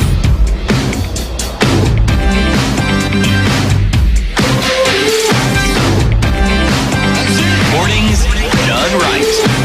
94.4 Spice FM, Nairobi. A very good morning to you if you're tuning in just now at a few minutes after 7 o'clock. This is the Situation Room this Monday, the 20th of April, 2026. And we're getting into a number of things today. Roadmap 2027 is what we're focusing on this hour. And we will get into it. If you're just tuning in, our audiences on KTN, a very good morning to you. Our live streams are up on YouTube, Facebook, and on X. And as you listen to radio around the nation, getting into the region and indeed the world, we'll ask those questions. We'll have those conversations, difficult, uncomfortable as they may or may not be, as often as we can. As we're looking to Roadmap 2027 and what's in store going towards that, Joe Kamanya often says 69 Sundays. I think now we're at 66 Sundays. Yeah. This is where we are left until the next general election. And the many questions that are abounding at this point drive us into a conversation that we'll have this hour. And even as our guests, one of our guests is seated this hour, we wait for the other. Game Plan 2027. Dr. Peter Mbae is Secretary Planning and Economic Affairs with DCP, joins us in the hot seat of the Situation Room this morning. Good morning, Dr. Good morning to you. How are you doing? I'm well. Happy Monday to you. Good Monday, nice weekend, nice past week. And we're looking forward for a new week. Good. Yeah. Good to see you. Good to see you, so. And a little bird told me that you were having palpitations about a particular thing. We'll get into that in just a minute. Wakili Joshua Nyamori will join us in a short while as well, and we'll have this conversation amongst the both of you. But the thing that may have been giving you palpitations is our proverb from today. Yes. Dennis will let you know where that's from. So today we are in the land of the pharaohs. We are in Egypt, right? Yeah. And one thing that stands out about Egypt in its ancient civilization and inventions is the fact that if you're using toothpaste, it originated from Egypt. If you're using ink, it originated from Egypt. If you talk about paper, because of papyrus, that story of the Bible, it all originated from Egypt. But if you equally want to enjoy the pyramids as well, you just go to Egypt, because that technology only exists with them, only that it was never handed down to the rest of us to know how to do it. Many have tried to do it using glass in the rest of the world, but the original OG of that technology is Egypt. But the proverb, if you are mighty and powerful, then gain respect through knowledge and through the gentleness of your speech. If you are mighty and powerful, then gain respect through knowledge and through the gentleness of your speech. One is that respect is not forced. Respect is not demanded.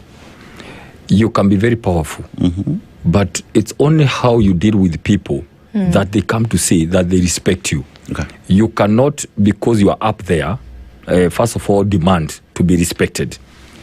When somebody says, please can you respect me, then already you're not respectable.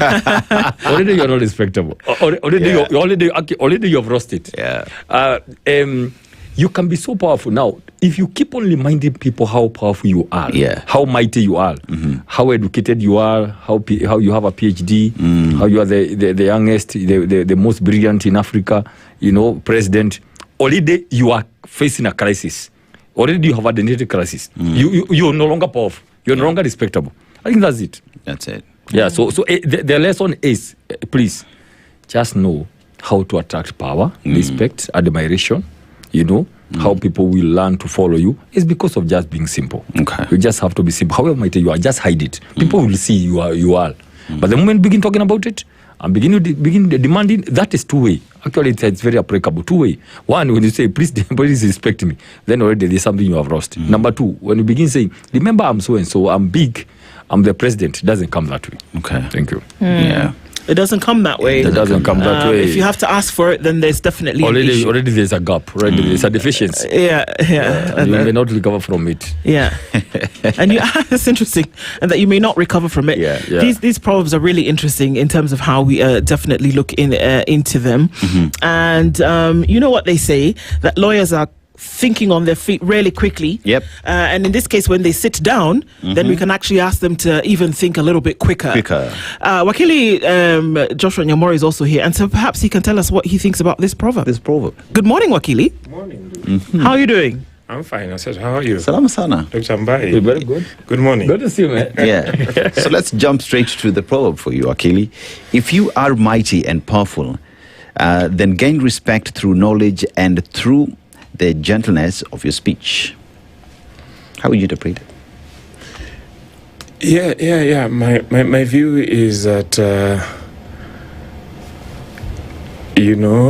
a tiger does not need to speak or show his gratitude every time. I mean, people would just notice that he's a tiger. And in my community, we actually expect the powerful to be humble. And so I think that's what talks about. Okay. It's going to be interesting. Let's see how we can apply that proverb as we get into this conversation this morning, because it'll be an interesting one. Roadmap 2027. With each passing day, it gets closer and closer in terms of the decisions that are going to be made by Kenyans when it comes to who will rule the roost when it comes to the country's policies and or development. Let's get an opening from both of you here. We'll start with you, Dr. Mbae.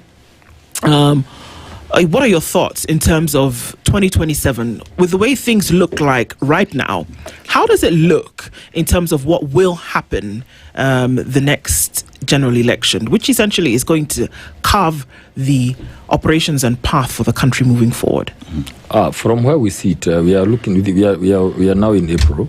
There are many factors. What happens in these issues on political movements? There are factors that contribute to it. And one of the factors today, I can tell you this, one of the factors is the issue of this battle on fuel. It will begin shaping what's going to happen. These things happen like one thing leading to another, right? It's one thing leading to another. The other issue that's going to shape this is the voter registration. Definitely, you cannot go wrong on numbers, yeah, from where we sit right now. So what we see as, and number three, of course, is this issue of coalitions and all that. One of the major issues that's going to shape what's going to happen very soon is that the whole issue around the ODM also. The whole issue about ODM.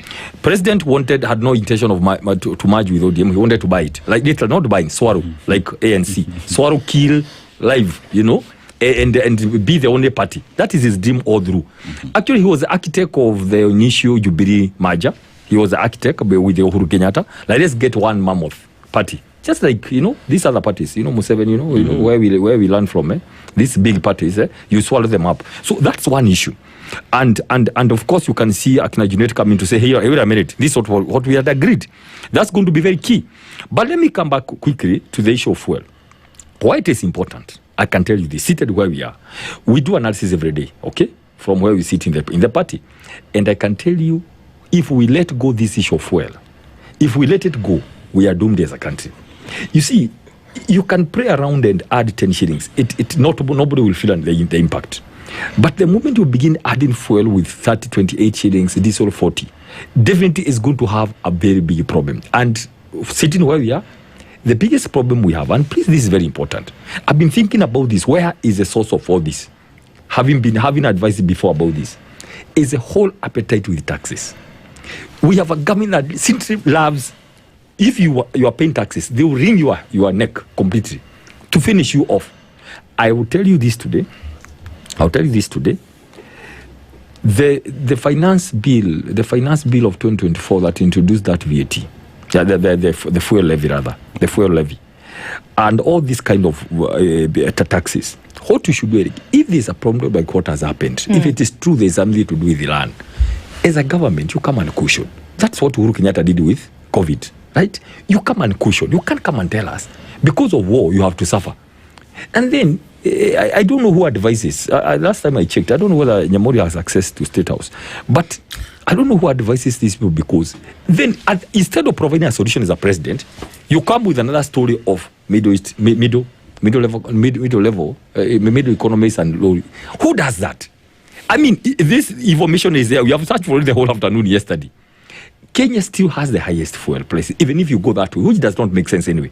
Tanzania is also a middle-level economy, and the prices are cheaper. So what is the argument are you trying to advance? So my point is, in a nutshell, one of the issues that's going to determine how we are going to move going forward, you said we discuss issues, right? Is the issue of rising fuel prices. And I can tell you, Kenyans will not agree. If there's one thing we're not going to agree, is this issue of punitive measures. You come and talk about roads that you are increasing because you have 20,000 kilometers of to maintain, 6,000 to do. So you are telling me I would rather die than now if you do for me a load and I'm dead because of economic stress, because I'm not able to do anything, how am I going to survive on that road? The thinking is too weird. And the problem is we have a system, we have a president who doesn't understand governance. Prato said, for you to become a leader, you need to be schooled. You needed to be schooled in some things about economics, governance, some things about life and administration and leadership. Somebody wakes up, and I can tell you today, I have worked with very senior people in government on petroleum issues. Nobody has told the president that. He sat down, maybe the guys that we refer to around him in State House told him, why don't you tell them about we are different from Uganda? Then maybe we see whether it can work. It is not something which the technical people in the ministry have told him. This issue, you are trying to run away from that. We cannot going to agree that. I can tell you this. As a matter of fact, ourselves, we have given this government 7 days. Other people are not patient for 7 days. Tomorrow, they're in the streets. because of the issue of fuel. Is this one thing that's going to influence going forward the issue of high cost of living out of this fuel, which we believe is not natural, it's artificial. Some people are waiting for the war of Iran to come and give it as an excuse to come and increase fuel. Do you know how much money people are making every month profit alone? 5 billion. We consume 500 million liters of fuel. Profit is per liter 70 shillings, 70 US dollars per liter. These are people who are just making money. Who are these people that you talk about when you talk about the profit of 70 shillings per liter? Who's making this money? The companies that have been pickpocketed. And most of them, you see, remember the G2G. G2G was supposed to be those companies, that one have been discussed a lot, with NOC or KPC directly. Now, there are some companies which have been handpicked. There was nothing like apply and all that. They were handpicked. One of them controls 70% of the oil, which is Gulf Energy. I mean, the information is up there. So your guess is as good as mine. Why 70? Is because maybe that's a preferred one, the blue-eyed company. They make 5 billion together. 5 billion. Why this greed? They simply reduce these taxes, remove the 7% on fuel levy, so that you cushion Kenyans. Let's go back. We no problem with adding 10 shillings, if it's a must, but this is just too much. Yeah, Wakili, based off what Dr. has said, then, is fuel one of the catalysts or one of the game changers as we proceed to 2027, or are there other issues that Kenyans want to hear as we approach 2027? You know, I listened to Dr. Mbae and I wonder what advice the opposition is working with, if we really have an opposition. My understanding is that an opposition is supposed to be an alternative idea, an alternative governing logic. What I hear from Dr. Mbae, if is the typical representation of what we have in the opposition, is that it is no different from the noise and the grievance and the rumors that we hear his colleagues shout on rooftops. The point is that this country is a country in transition. It's a developing country that has faced during its various phases of development various shocks, and that this government ran on a development logic of bottom-up approach, and the president reduced them into 6 pillars: in agriculture, in healthcare, in housing, in digital superhighway. And then that the president has subsequently, in various speeches, given his scorecard, and that the opposition cannot be able to counter that. They cannot speak to agriculture. They have no logic on how to provide housing. They have no logic on how to provide, healthcare, how to provide employment, how to build roads. All they do, if they are not talking ethnicity and going around the country trying to balkanize the country into, the mountain, the Kambas, the Kisis, and so on and so forth, while the president is trying to unite Kenyans, is trying to look for the next external shock that we might have. And, fuel pricing is an external shock. That is a reality. And that is affecting the entire world. And that that definitely has impacted on the development program that we have. If the crisis continues worldwide, may still impact on our economy further. It is definitely causing a pain on the pockets of Kenyans. The question is that has the government done something? And while the impact would have been higher, the government has definitely cushioned and reduced the impact through, reduction of VAT initially to 13% and then to 8%, and then using the 6.5 billion from fuel levy to be able to ensure that, what impacts most significantly on the dignity of the bottom part of the population, that is the kerosene, was not touched. But then the president is telling us, and I think that's what this president spoke about, especially on the noise that they have been making, that it could be cheaper to buy fuel in the neighboring countries. That Kenya is not Uganda. Infrastructure alone that we have to maintain.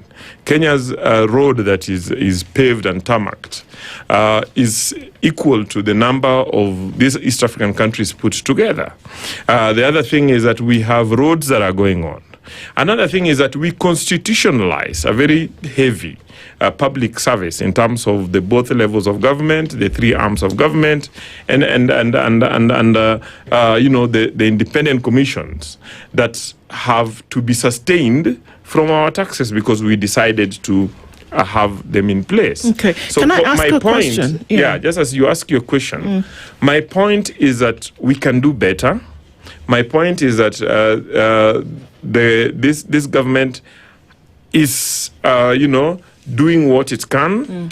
And my point is that as we go to 2027, Kenyans are not going to make a decision on which wave that anybody tries to ride on. Okay. Kenyans are going to make a decision on the alternative development, alternative governance logic, which the only candidate who has is President William Ruto and his ruling coalition. According to Joshua Nyong'o. According to me. So, yes. What's the landed cost of fuel for April 2026?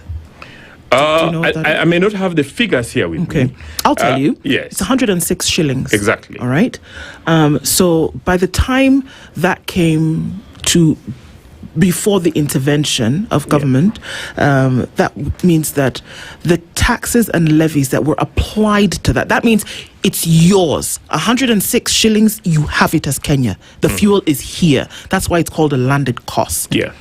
Now, the applicable levies and taxes on that fuel is what shot it to 202 shillings, 204 shillings, 206 shillings. So we're looking at 100% increase on the landed cost of fuel that is directly applicable to levies and taxes. In your opinion, again, do you think it's possible for that to be reduced consistently for the long term and still achieve development? Remembering that fuel and the sale of it in any country is actually low-hanging fruit. You can make a lot of money from it. Do you think it's possible that 100 shillings that we're looking at, which is purely levies and taxes, can actually be reduced over time?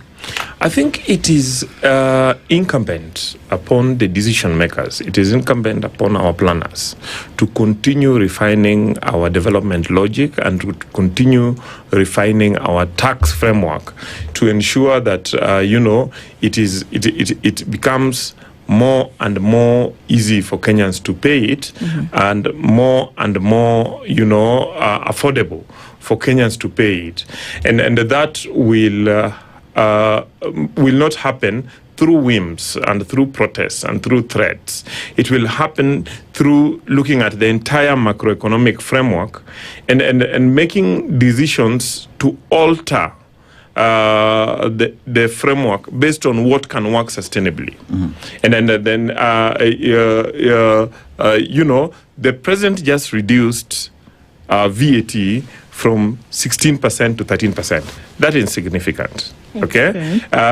It will be important that in coming, if this war does not end, it will be important that both levels of government think about reduction of expenses to probably a percentage. You remember when the president came in, he reduced expenses of government by 20%. It might be important to do some of those. Did they stay reduced? I just have to ask. Did those expenses stay reduced? I'm talking about when the president came in the first budget. you remember that he made a decision to reduce costs by 20%. Did they stay reduced? The question is, we have had new budgets. Okay, and then I'm talking about the first budget. Okay, so the first time kind of thing he did it, and then everything that happened after that, you can't substantiate. No. What I'm saying is that subsequently we had budgets that had to align with the framework that the president had set. So there was no reduction in expenses moving forward. I think you are not getting the logic. I get your point. What you said is that when he came in, there was a reduction of expense by 20% in that period. Did it happen again subsequently? Subsequently, we have had budgets that have been refined to live up to, that. So there was more expenditure. No, to live up to that logic. Living up to that logic is that we need to continuously, reduce the taxation by expanding the tax base, okay? And as we expand the tax base, ensure that government is also as more efficient as possible. And you see, we have success stories in this. The success stories is that we moved collection of government revenue from 50 million to 950 million, simply by making one decision that refined the system. And that is ensuring that government collection was collected through one point, which is e-citizen, and the government has ensured that expenses to the common man is reduced, one, through ensuring that roads are improved, and that is going on around the country, through ensuring that the school fees is actually gazetted. Please don't use the example of school fees, because I'll tell you right now, I'm sorry. One thing we won't do, Wakili, is that we cannot talk about the reduction of school fees when today, I'm not talking about yesterday. Yes. I'm not talking about last week. I'm talking about today, the 20th of April, that their parents who are getting ready to send their children back to public school, I'm not talking about private school, with a 100% increase on second term fees. This is a fact. I have children in public schools. Yes. And I have children in public schools, and I know that fees is gazetted. I know as a parent, I have a duty not to allow the school administration to charge me more than has been gazetted. I know that the government has provided avenues for raising grievances. I know that there are situations in which cartels that involve certain parents have colluded with school administration to increase fees. I would call upon parents to take action on that. We cannot begrudge the president when, a cartel somewhere does action and that this is not raised to the government to take action on. I want to bring in Dr. Mbae for 1 minute here, because we're looking at an economic, Aseto, we're looking at an economic issue here, and it's interesting because you cover economic planning for the party, but it's beyond that. In terms of the development of a nation, and I know there's this guy called who's always sad, as I say, his name is Moody, and they're the ones who determine because we work in this global scale, they're the ones who determine where a country sits developmentally, and have said certain things will step in the way of Kenya progressing to a certain level. Now, in whose business, or what are actually some of the things that you should be looking for? What conversations must you be having today if we are talking about who wants to be in government tomorrow? Wakili has said that certain things have happened. There was a reduction in 2022 in terms of expenditure. Whether that has remained, maybe we're still in the dark on that. That there has been a gazettement for structured school fees. There have been road infrastructure that's being worked on. From your point of view, are these the things that should be focused on for the people who want to come into government? I hear you, and I'll answer these two ways. Let me start from a broad way. Now, we cannot sit here 2 months to the final year of the elections to come and give excuses on key policy issues facing Kenyans. Let me start from that. Now, when we do economy, we do political economy. The connection between economics and the economy planning and politics. That's what we call political economy. Let me say this. Now, we cannot come sit here and begin talking excuses about cartels in the education sector, in oil sector, in this sector, in housing sector, in all this, because you are a government. You cannot, when you tell parents to go take action, that's neither here nor there. Let me say this. You have a constituent ask another question. Leader Monenchi have announced 3 days protest in June to coincide with the anniversary of the Gen Zs.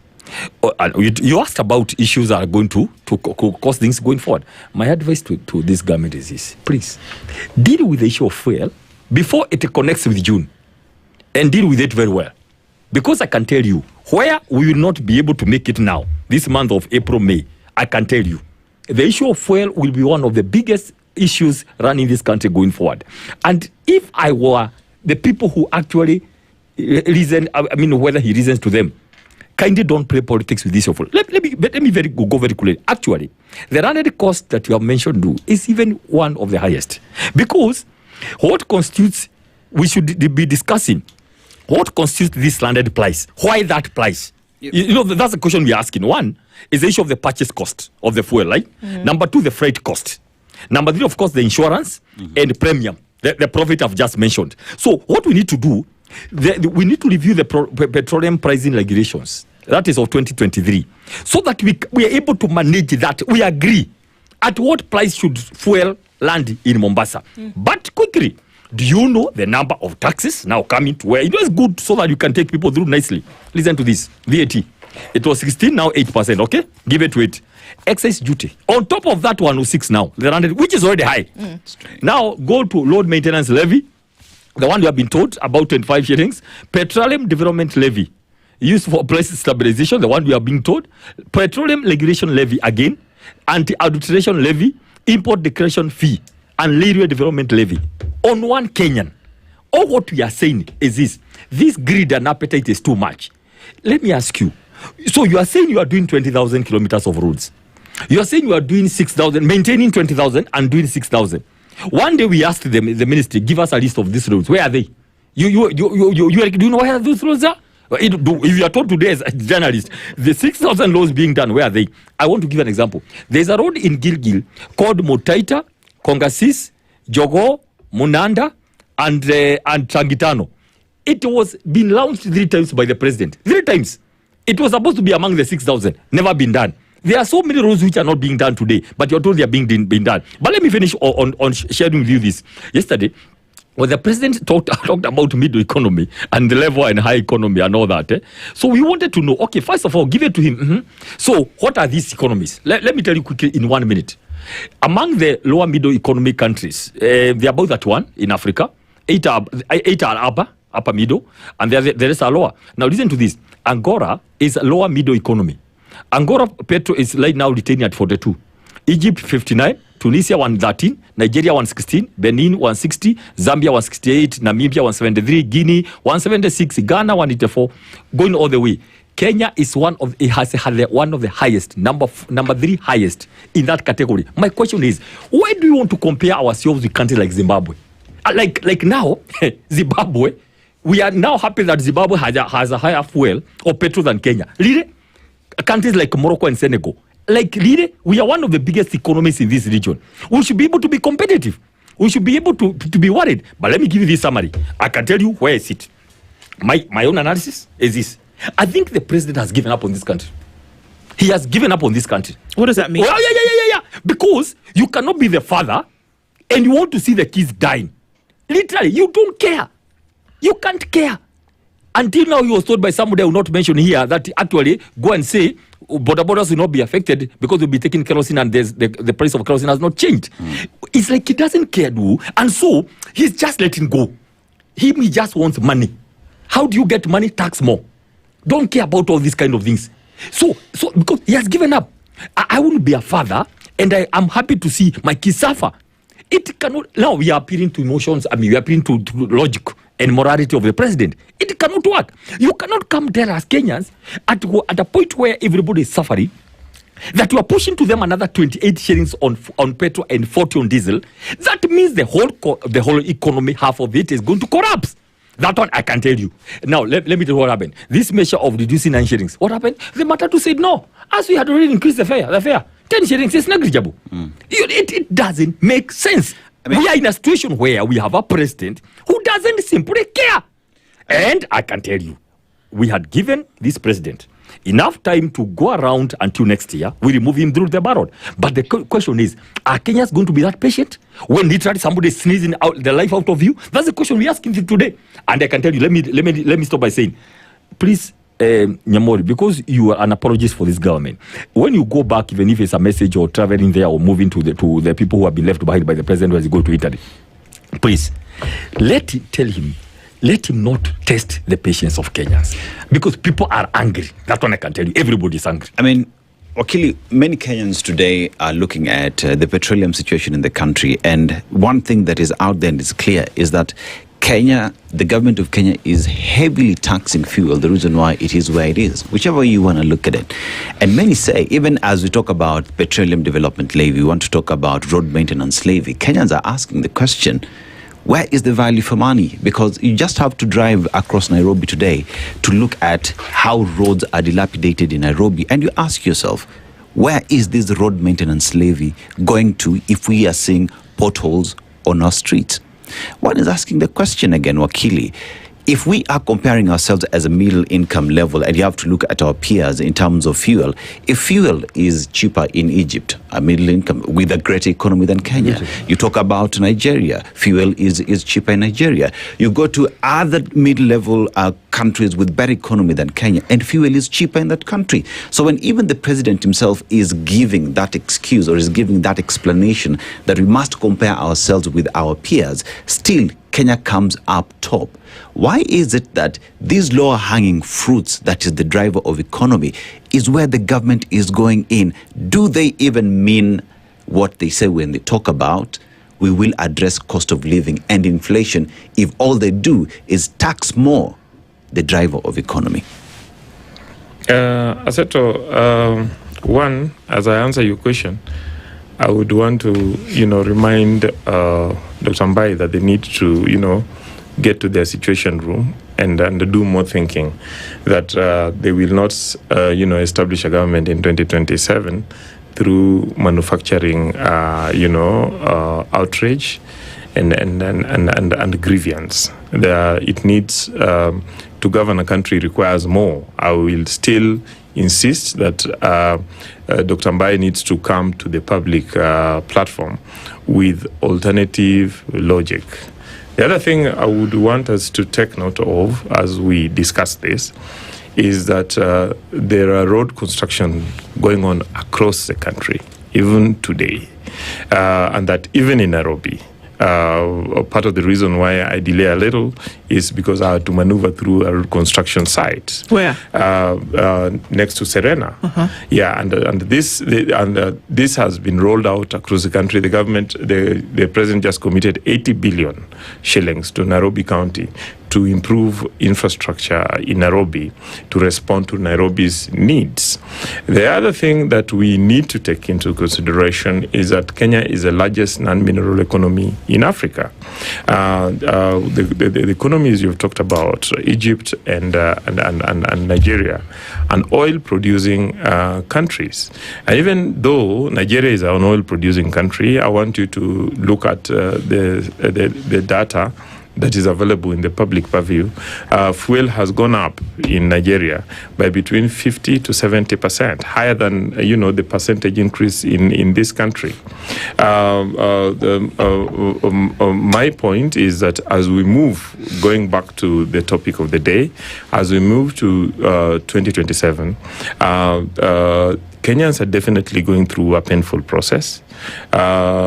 But then this government is offering, a logic that will, in the long run, be able to... Is the government the reason why Kenyans are going through a painful process today in terms of cost of living as a result of taxes that have been levied on them? Not really. The challenge is that we have previously had leadership that have failed us. One of the leaders that Dr. Mbae and his team in the opposition keep celebrating is Uhuru Kenyatta. Lied to Kenyans, and for me, that's the issue. That this president becomes frank to Kenyans and tells Kenyans what is happening. Lied to Kenyans that he gave us a subsidy. But William Ruto was deputy president. Just listen to me. Just listen to me. Let's not get on the rhetoric. Because he was the deputy president, yes, number but two to you the know president. that in and 2022, at the time when Uhuru Kenyatta is accused of lying, William Ruto, who is the truthful master, would have called him out at the time. Could you allow me to even finish the point before you then counter it? The point is that as of 2022, in reality, William Ruto was not part of government. He was not. Uhuru Kenyatta was governing without William Ruto, and that Uhuru Kenyatta fraudulently told Kenyans that he had reduced the cost of fuel by giving us, subsidies. In reality, those subsidies were never paid. They were just piled. So this government had to pay for those subsidies. So as you talk about, we need to know that Uhuru Kenyatta, piled up certain debts that this government has to pay. The Auditor General flagged out 500 billion shillings worth of Eurobond that never hit the Kenyan economy, so basically we need to appreciate. But part of the problems that this government is dealing with, which has in reality made governing expensive and life painful, is the fraudulent past that we have dealt with, and that the fraudulent part that Kenyans must not allow us to go back to. That when we come to 2027, Kenyan will in reality look at the development track record of this government, the clarity of the path that the president is offering, the unity and national outlook, and the diversity of the development programs, as opposed to what the opposition wants to take us back to, that is ethnicity, rhetoric, lying to Kenyans and promising heaven and delivering nothing, and thinking that they could then govern through protest. Protest don't govern.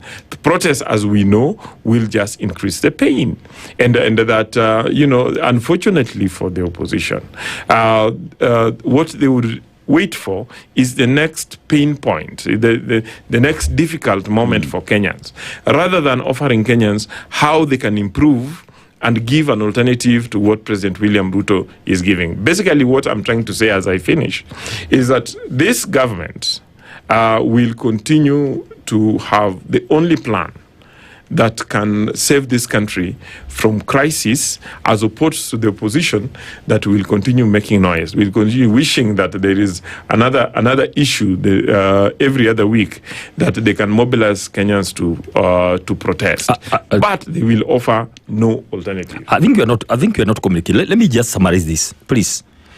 Wakili has spent all his time talking about us, alternative logic and all that. Let me be very clear for the purpose of our viewer. I want us to be very, very simple. Number one, he's talking about how we want to take government, how we are going to do it.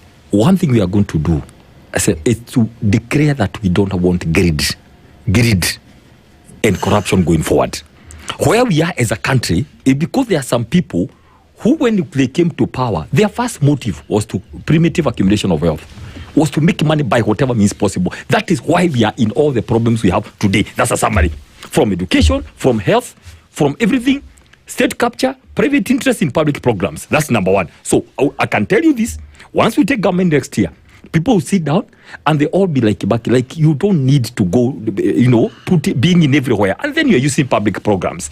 If you want to show us how you can make money, go and establish your private companies and import stuff and all that, doing the other business. Now, let me tell you, we tend to say, he's asking many times, how do we go about it? Namori, this is what we are saying. This is what Kenyans are saying. We have a landed cost, which is already contentious, of 106, which is already high. But be it the way it is, we have like 8 levies. Simply go remove the levies in view of the hard economic times Kenyans are passing through. I have read to you, VAT, excise, load maintenance, petroleum regulation levy, import declaration fee, reduce there, at least for this time in the intervening period. And I've done my calculations. We are demanding at least with a further 20 shillings on petrol. At least. This cost has to come down with another 20 shillings because you must cushion Kenyans are crying. So that's number one. And we are saying this. Grudgingly, they reduced the VAT to 8. Leaves make it 0. That VAT stuff. And remove the fuel levy, at least for now. That's what we are demanding. You said our ideas, so maybe we don't have ideas. That's what we are demanding, very straight on. Remove the fuel levy. Don't come and tell us you are doing for us roads, which nobody can see. Don't come and tell us that putting 8 billion to Nairobi is an achievement of the president. He's not the governor of Nairobi. This is kind of wrapped logic that we have to fight every day. Don't come and tell us that now, already you have sent, did I hear tippers or garbage collectors? Lire, as a president of the Republic of Kenya, you're coming to tell us, was your aim to take over Nairobi? These are kind of logics. Now let me tell you another example. Yesterday, the president's line was in Italy, or maybe in Lut. Do you know 2 years ago, exactly 2 years ago, the president left for Italy. And the same objective was Amalewel, Kimwaleo Latha, Awuor, and Itare in my home county. The same statement by Hussein was done. When he came back, it's 2 years later. Nothing. Ask me. Because I visit Itare once in a while when I'm going to do my rounds. So what are you telling us about infrastructure? Nothing. Kenyans don't believe you. You're not believable. People know that all this money is ending up in people's pockets through some cartels, collusion with those oil importers. That's why Kenyans are tired. Whatever this government does or tells people, there is no trustability. It is gone, it's over. So I'm just saying this in a nutshell. And I give a very good example because, I don't want to come and say, go tomorrow and increase. The petroleum pricing regulations, 2023, it needs to be amended so that we are very clear on the landed cost. I'm giving an example. The other day, 1.5 hours, VAT was appealed. Can they go back to Parliament? Let them review this. We manage the landed cost. Then let us go manage another to reduce the fuel with another 20 shillings. We have given examples.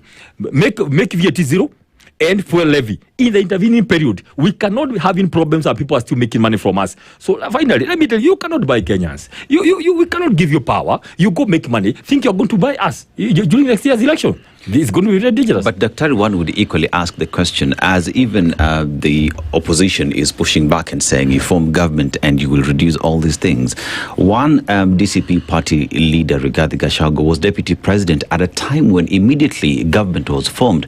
He was part and parcel of a government that increased the fuel taxes from 8 to 16%. Yes. Today, he's out there and saying he gets in, he will change that. Do Kenyans trust that you are the solution in the light that you've been there, you've been tried, you've been tested and failed at the very same thing? As we talk about 2027, these are questions Kenyans are asking because rightfully so, even government is saying you give no alternative to the problems that are there. You'd argue you're not in government, but everybody who is in united opposition has been there, tried and tested. What makes you think you are the solution? No, I was in government. I was in myself. I don't talk. That's why I like being in places so that I talk something that I know. Let me tell you. When we go to government, please take it from me now. We said, please do taxation regime the way Kibaki did. Let there be a good feel factor of paying taxes. Remember, from 200 billion that Moi was correcting, it shot to 800 billion. Did you see any protest? Do you know what happened? There was just simply a good feel factor that we need to support our government. But immediately, if you remember, you could see free primary education. So guys were like, wow. So if I pay tax, there will be direct government programs that I can identify with. This thing goes like this. So why America people actually look forward? Because they know they will take you to court as government if you don't collect garbage, right? So what happened? We had proposed, please don't, but we discovered, this is very important, Aseto, that the whole calibration of the president was tax more. That's why, how do you allow yourself, as a popular government, to allow protest within 1 year? How? Which makes, can I ask you something? That was a bad mistake. Now, let me tell you, what we do in government, including the Honorable Rigathi Gachagua, when he was a deputy, is to advise. He was a principal advisor to the president. Now, himself, this is what he did because I know I'm privy because I used to work at those levels in government. I remember us giving a brief. I remember we were in a meeting where actually some of us, as advisors, you advise your principal, right? We give that advice. Please stop this issue of overtaxation. It will kill this country. I can tell you. One of the things that will take Ruto home very early in the morning next year. One of them is the issue of overtaxation of Kenyans. Look at the housing levy. Look at NSSF. Look at SHA. Okay? Look at all these levies now here. You know, that is one thing that will take, by the way, talking about factors that will contribute to Ruto going home, is because instead of increasing the tax, come on, guy, the base, let everybody pay 20 shillings, 10 shillings. And you're going to make this country, you can make 5 trillion rather. Right now we are collecting about 2 point something. You can make it able to 3 or to 4 because there is a lot of money. But people, one, have to trust that what you're going to do with the money.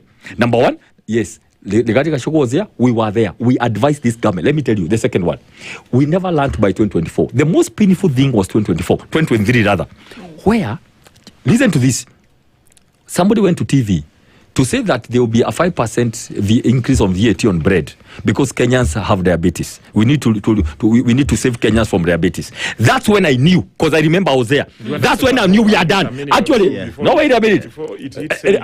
That's when I knew in my heart we are done, and I began planning my exit. I knew we are finished completely. So we advise. But there's one man, the CEO of this country. If his configuration of governance is not there, how can you help him? Yeah, okay. Yeah. Again, it is important that Dr. Mbae, be candid and know that they didn't plan their exit. They were actually kicked out of government for non-performance, for, that happens? People are kicked out? Okay.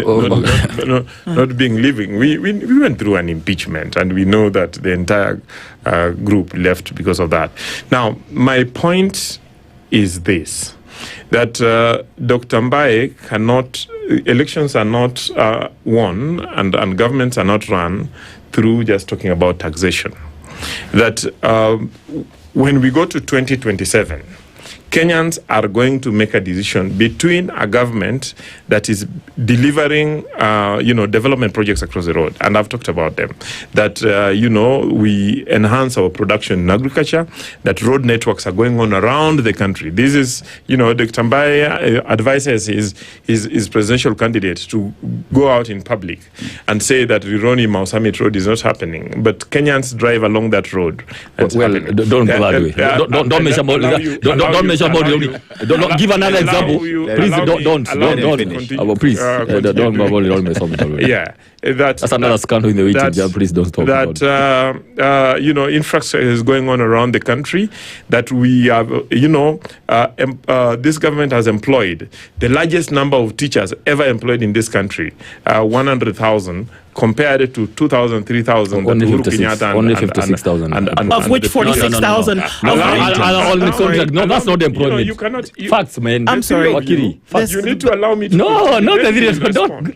Facts, we only have 2 minutes. Facts, please. Allow me to finish. Only 56,000 teachers are employed, please. The others are not employed. Dr. Mbae, carry on. This is not. Okay, let's stop. You go on. Rally. Yeah, and so. They are going to make decision, compare that to the fact that through affordable housing program, President William Ruto is creating employment right now for almost 640,000. He's committed that by the end of the year it will be 1 million bob and a million Kenyans. But apart from that, being able to dignify those who have been living in very difficult situations, and through that ensuring that money circulates at the local ground. We will compare this with the opposition that does nothing but speaks ethnicity, does nothing but shouts about protest, does nothing but divide this country.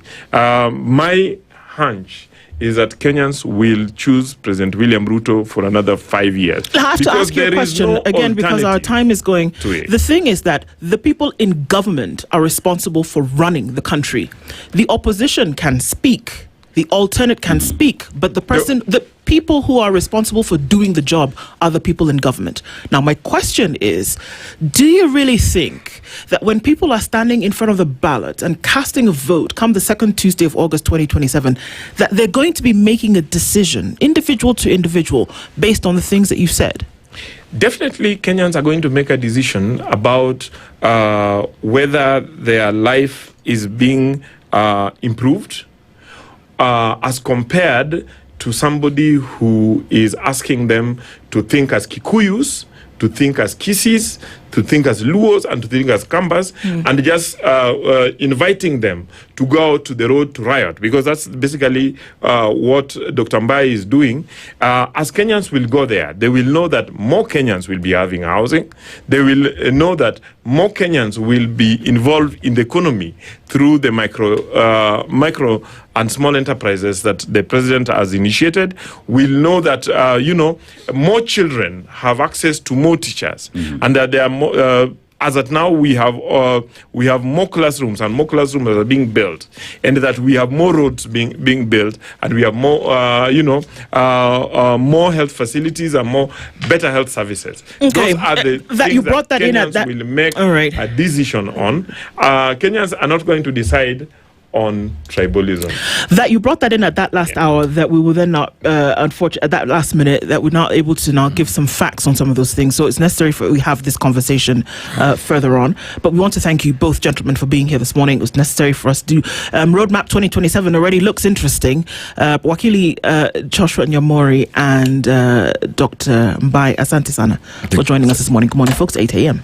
Thank you. The latest news from around the world. 94.4 Spice FM.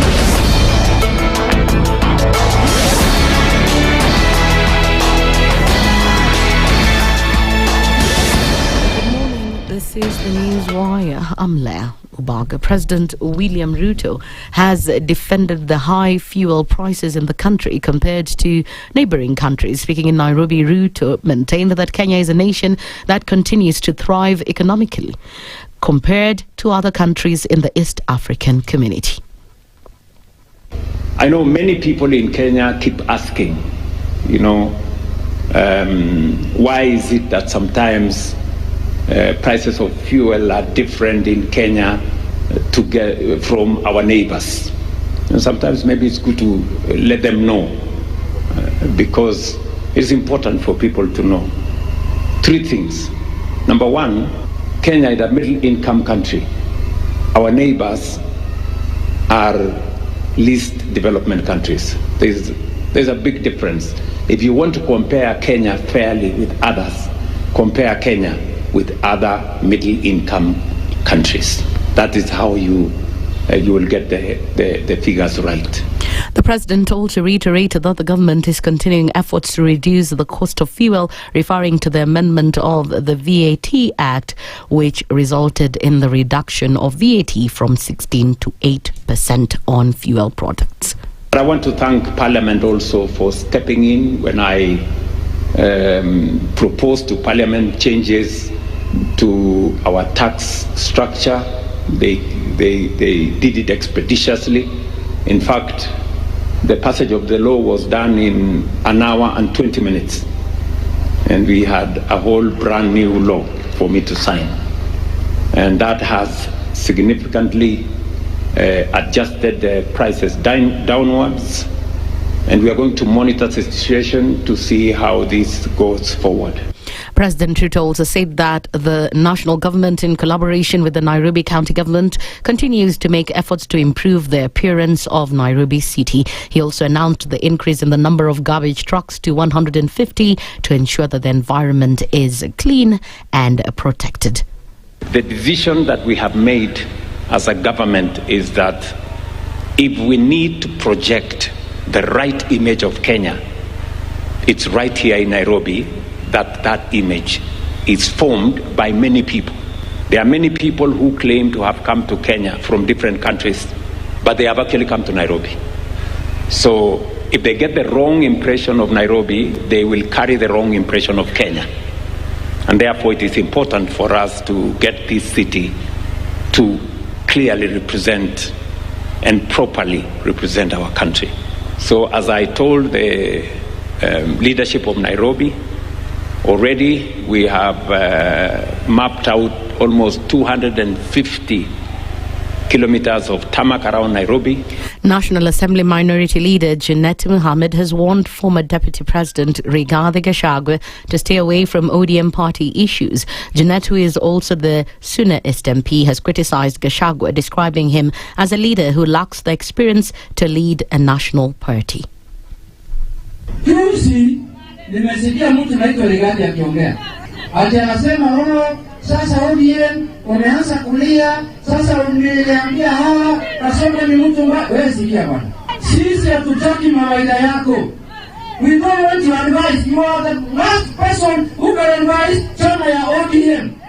Wewe mwenyewe uko na habari gani wewe? Wewe umeserve one term bunge, umeserve quarter term kama deputy president, uko na experience gani ya siasa ya kuadvise chama ya miaka 20 hapa Kenya? Kila chama iko na stronghold yake.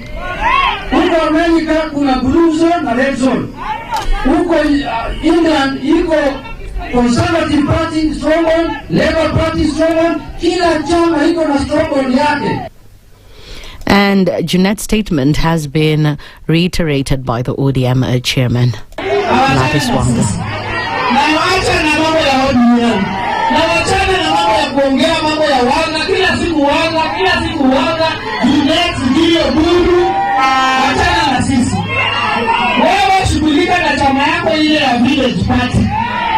We have a national party to deal with here. So don't talk to us about this, this. That's the News Wire. I'm Leah Ubag.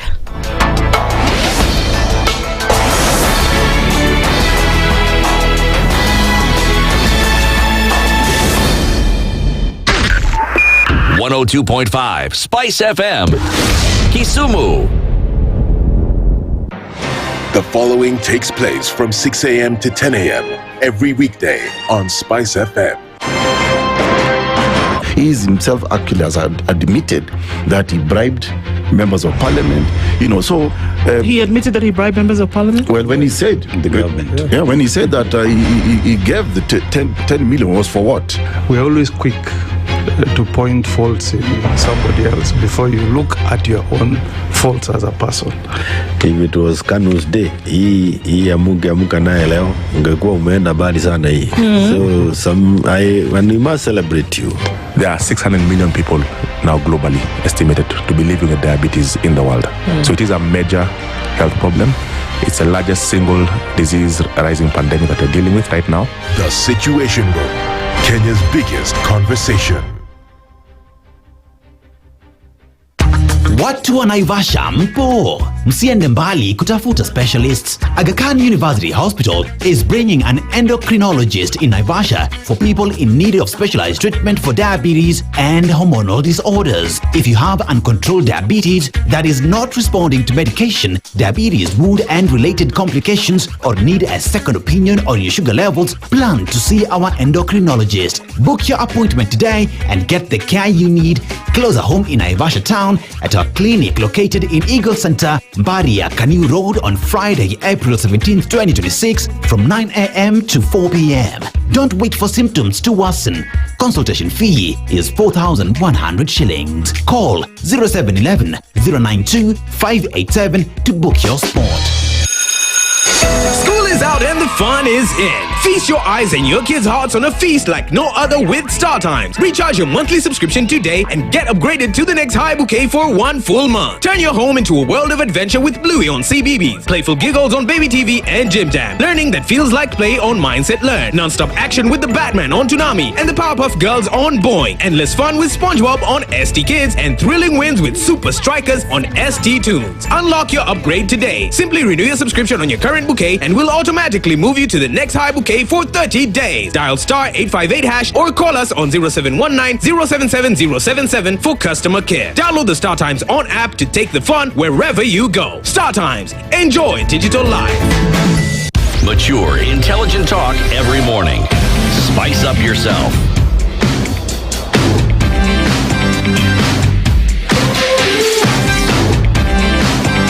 Mornings done right. 94.4 Spice FM, Nairobi. So we say good morning at 9 minutes after 8 o'clock, and we get into the third hour of Kenya's biggest conversation this Monday morning, and we'll continue. Roadmap 2027, and it sounds very clear from our conversation on the Roadmap 2027 that it is going to be an issue around economics. That thing that puts more money in the pockets of Kenyans, that thing that makes them a lot more comfortable, is likely to be the tipping scale when it comes to the decisions that they will make come 2027. Now, having said that, we're going to go a little bit deeper into the issues around fuel, around taxes, and the IMF, where this all plays together, because it does. Professor Peter Kagwanja is the CEO of the Africa Policy Institute. He joins us in the hot seat this morning. Prof, good morning. How are you doing? And you well? Good morning, Salama Sana. Salama kabisa. Yes, it's a very, heavy morning given the fuel issues and the cost of living. So we are not even talking loud tones. Soft tones. We are now on soft tones. It's interesting because then you're going to love to hear the proverb of today. Yeah, today we are in Egypt, a beautiful country, and we talk about tourism. It is considered the world's oldest tourist destination because back in the days, the Greeks and Romans traveled there to just experience the pyramids at the time. But we talk about the Strait of Hormuz today, right? But we have the Suez Canal, which is responsible for around 12% of global trade. Someone asked the question, what can the world do with that canal right now to help transport the products that we do need this side of the world? But let's go to the proverb. If you are mighty and powerful, then gain respect through knowledge and through the gentleness of your speech. How would you interpret it? I think the advice here is that if you are strong, be a gentle giant. Don't throw your weight around because that will not do you any good. So humility, it is said, is the best weapon of the mighty. Yeah. So I think that's what the people from the land of the pharaohs are trying to tell us. Essentially, if you are, for example, a president, your humility, your kindness, your gentleness is what carries the day. Remember, President Kibaki would be so quiet until people ask, why is he not speaking? And then he would come out and say, you people have said what you wanted to say. So what should I say? You have said. For me, it's to listen. Yeah. That's it. Be a gentle giant. For sure. And even as these things happen, whether we like to admit it or not, when fuel prices go higher in the country, it's a policy issue, it's a regulation issue, it's a global issue. However, it is also ammunition for warring political sides, because if it goes high, that means the folks who are in a possible would-be opposition can say, you see, this is what you're doing to further deepen the pain of Kenyans. And then if there is any kind of intervention that's done by government, again, the people who would be pro the side say, well, you see, we've been able to come in and reduce the thing by 50% for the next 3 months. So it could be policy, it could be global, it could be geopolitical, but it's also ammunition for local politics.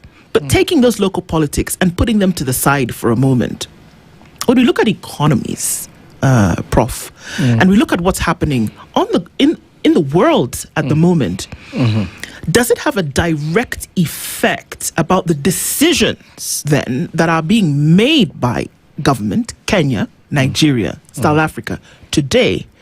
And can they actually control this narrative, or is it something that's absolutely out of their hands? Before we look at the IMF and their hand in all of this. I think the place to start is local.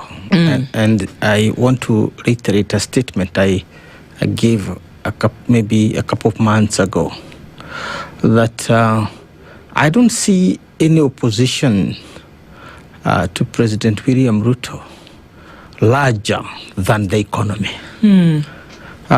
The others are no more opposition issues, but I think the greatest opposition he has is the economy. I said that in 2023, I repeated it in 2024, I repeated it in 2025, and I want to repeat it now. That economy is the greatest opposition to President William Ruto. Why is that so? It's because he himself rode to power on an economic platform. He told his predecessor that it is not a constitutional moment. It is an economic moment. Now, the fuel crisis, which is largely global, and in its manifestation in Kenya, it is not helping his situation. It is actually worsening. Because it's an acid test as to how you are able to respond to a shared crisis like this one, which is a global security and fuel crisis, and shield your people or insulate your people from the extreme repercussions of such a crisis.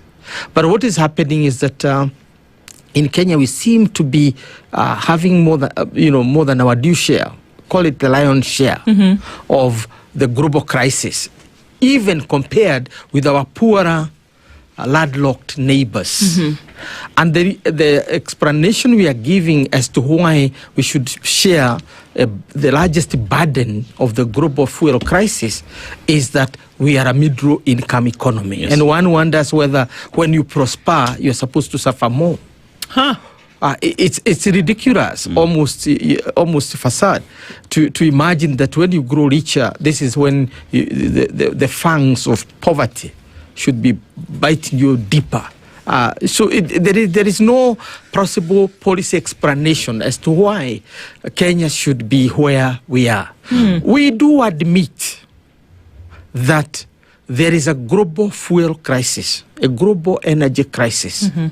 But what we are looking at is the response that is coming from our own political establishment, so that we see whether it is basically mitigating against this global crisis, or it is basically compounding it. We are also looking at the way in which the government is positioning itself to insulate us from that crisis on long-term basis, because it is not a short-term problem, and it doesn't seem to be dissipating. It is actually escalating, which is what governments would do. When you because governments don't operate in isolation. When we look at the geopolitics of the day, so what should they do? What have governments done in the past where you have a prolonging global crisis and that you must shield and protect livelihoods and nations from the shocks of this,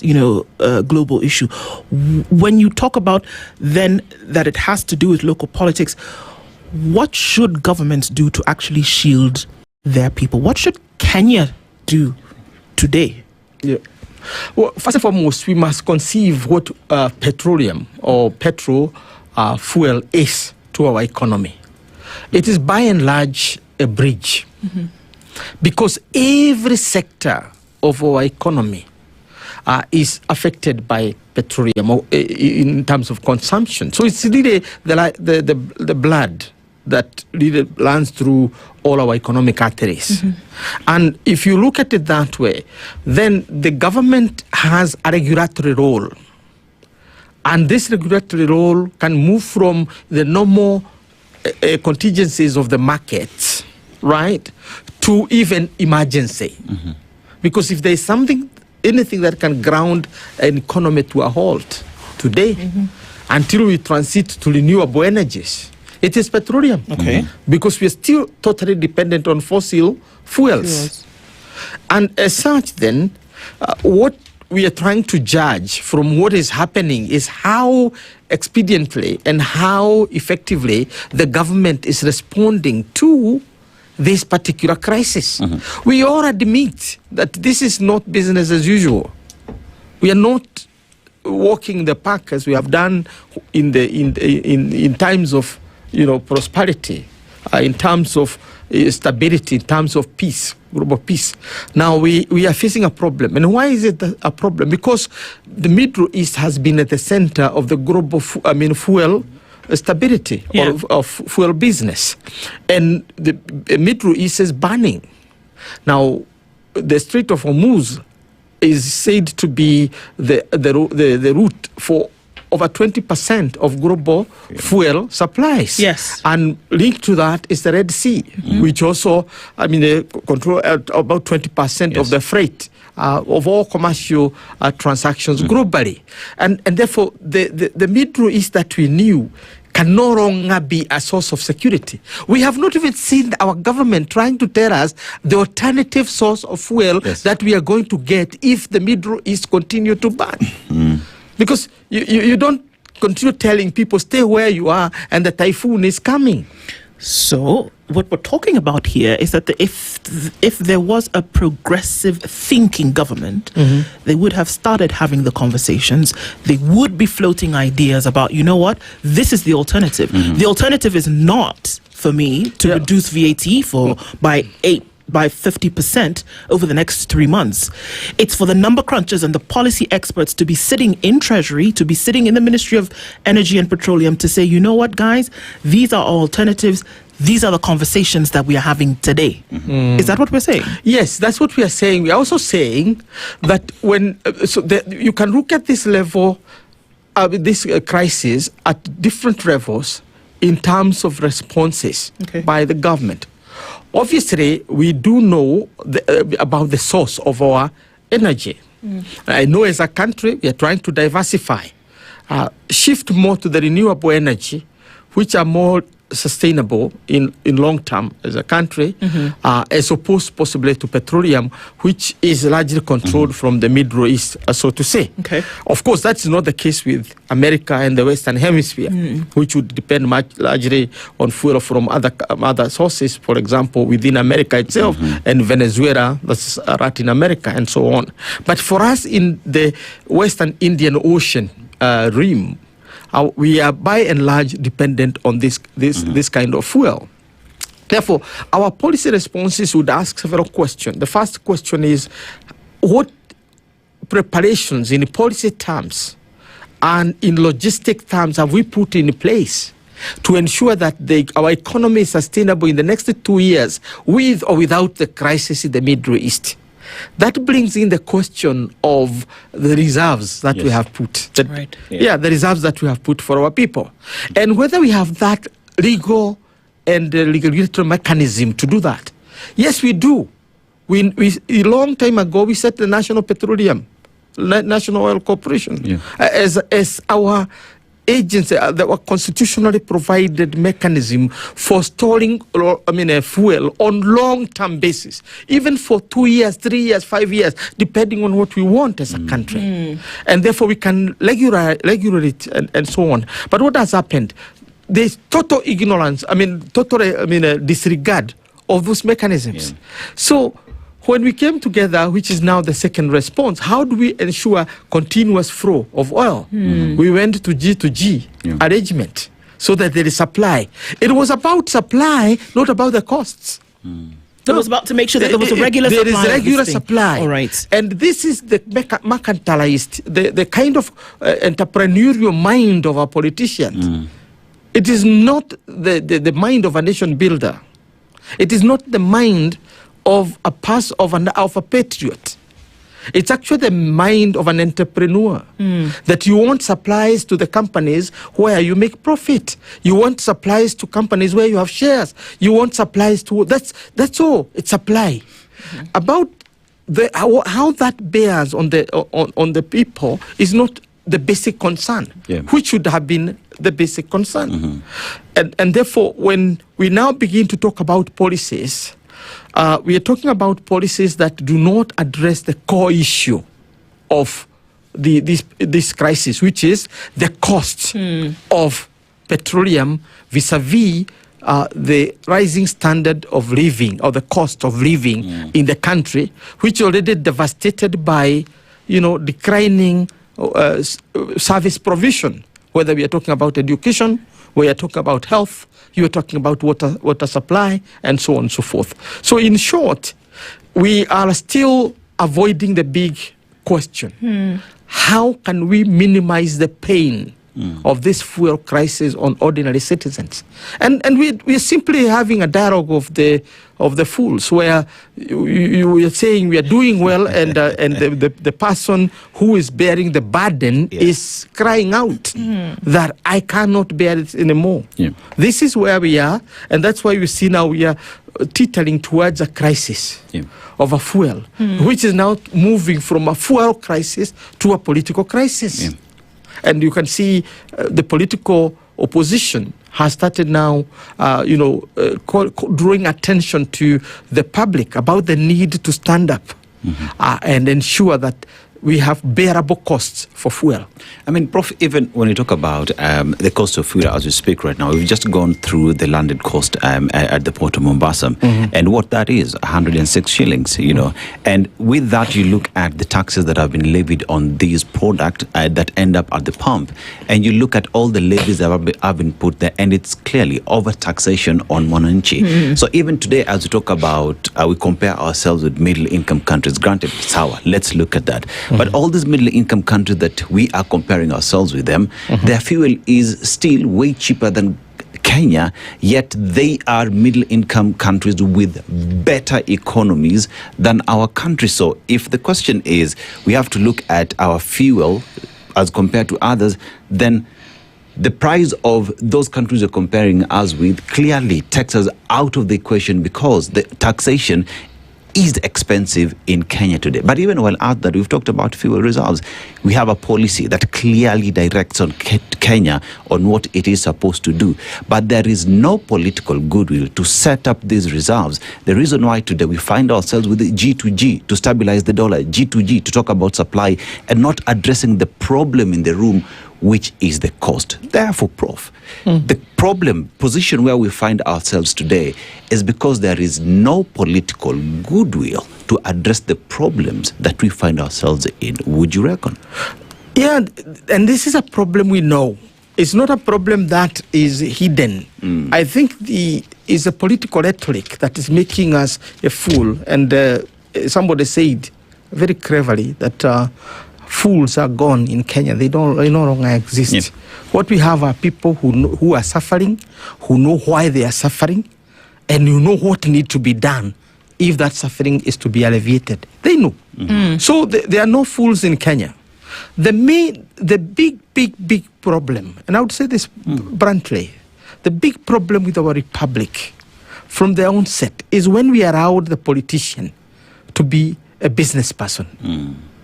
And therefore, to be two things at once, that you are the one regulating the state and you are the one allocating resources. And therefore, the wisest thing to do is to allocate opportunities and resources to yourself.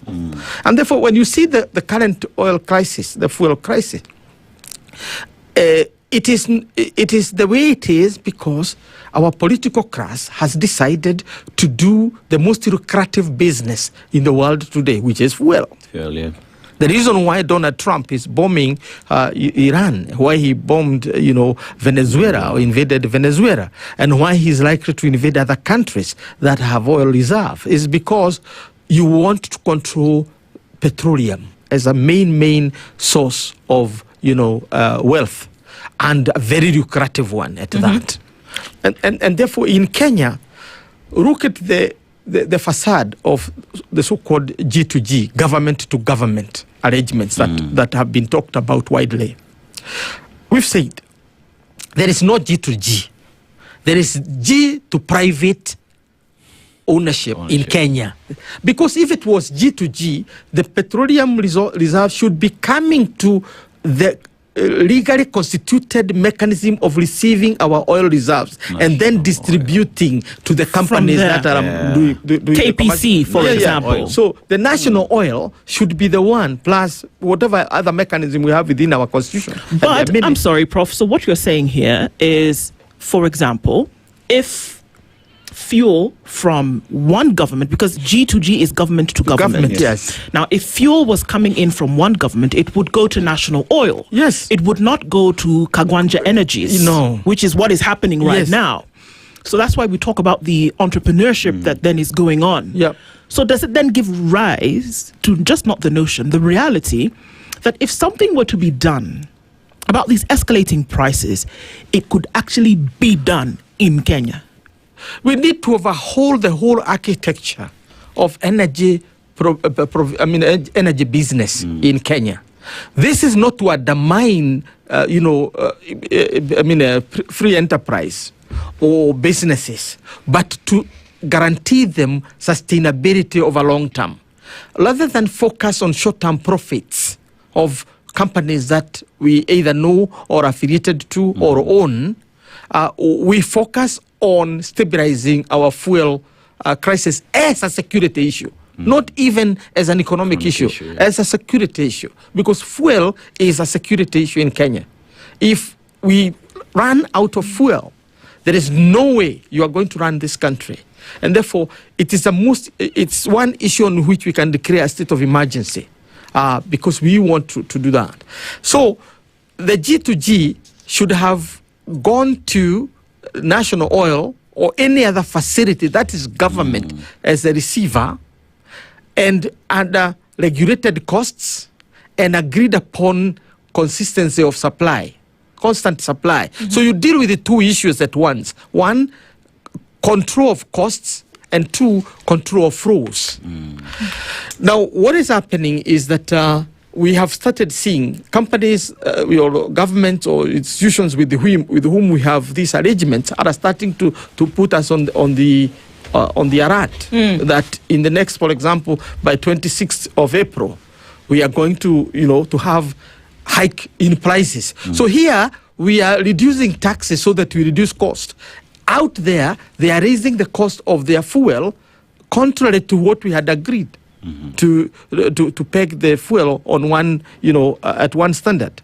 So in short, what we are saying is that it is this kind of open lies about G2G, a concept, just lift the concept and call, a dog a hot dog. And one is a dangerous canine, the other one is a quick snack. It is not G2G. It is G to private companies in Kenya.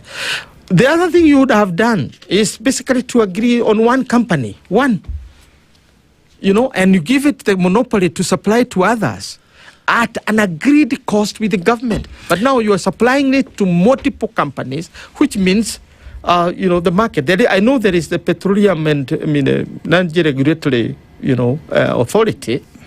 But you're saying some serious things here, Prof. You're saying some really serious things here this morning, because essentially for years now, whether it's 2 or 3, Kenya has operated on this model, whereby fuel has been provided to the country, where under the assumption, I guess it's what people were told, under the assumption that governments are making the flows of petrol or fuel easier, so that Kenya didn't have to struggle to be able to get this. But what we are saying, and I mean, you say it very calmly, I guess, like the giant who is using tender words, that there is then a manipulation of the costs of the fuel that come to Kenyans because of the fact that this fuel is not going to government receptacles. It is going to individual entrepreneurs who then seem to be in this cabal, and they are the ones who then decide this is how much fuel is going to cost. But if you're going to compare that to what government should do, is that you're saying that, what, we see that we have to run on this thing, and that we should be doing everything possible to ensure that the price comes down. But that there are people who are making money on the backs of Kenyan suffering. And it is natural. The role of the state is to control private appetites. There is no other. The real role of the state, the role of a rule of law government is essentially to control private appetites, private interests, and private ambitions.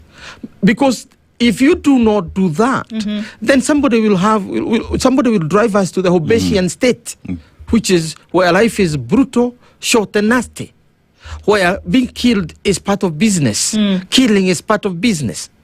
So that's why the state comes in to regulate according to the law. And you regulate commodities that are scarce. You regulate issues that are what we call public goods. And we talk about national public goods. It is a certainty that you get fuel as an affordable cost. So therefore, this is not something you allow to go to the hands of private people to decide the costs. But this is almost criminal from what you're saying. Well, I mean, but then why? Okay, here's a different question, Prof.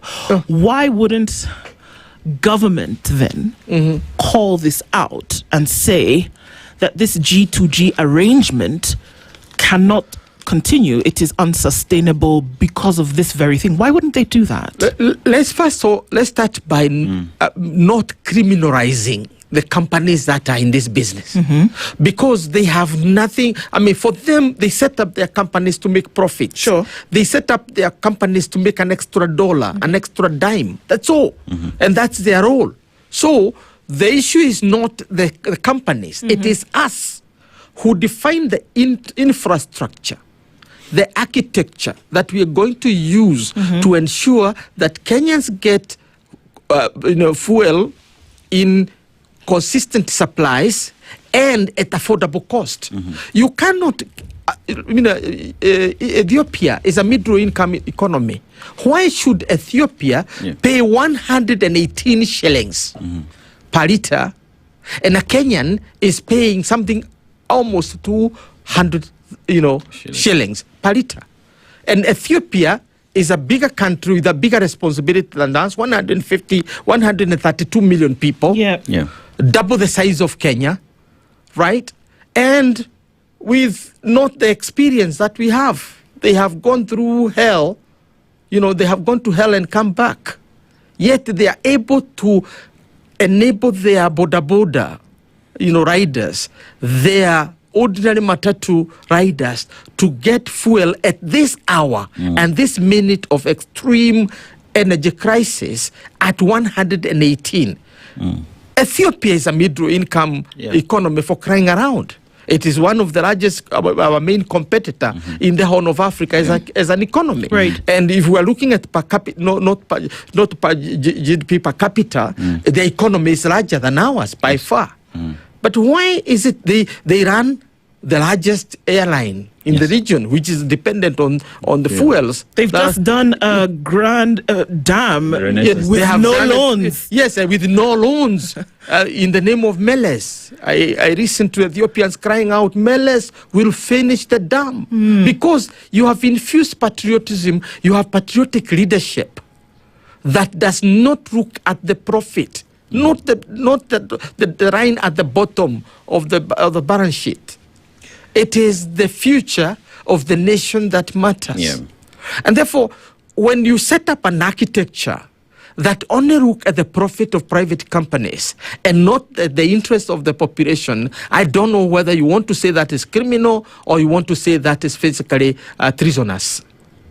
Somebody need to be held to account for putting on our heads an architecture of fuel supply and fuel business that impoverishes our economy.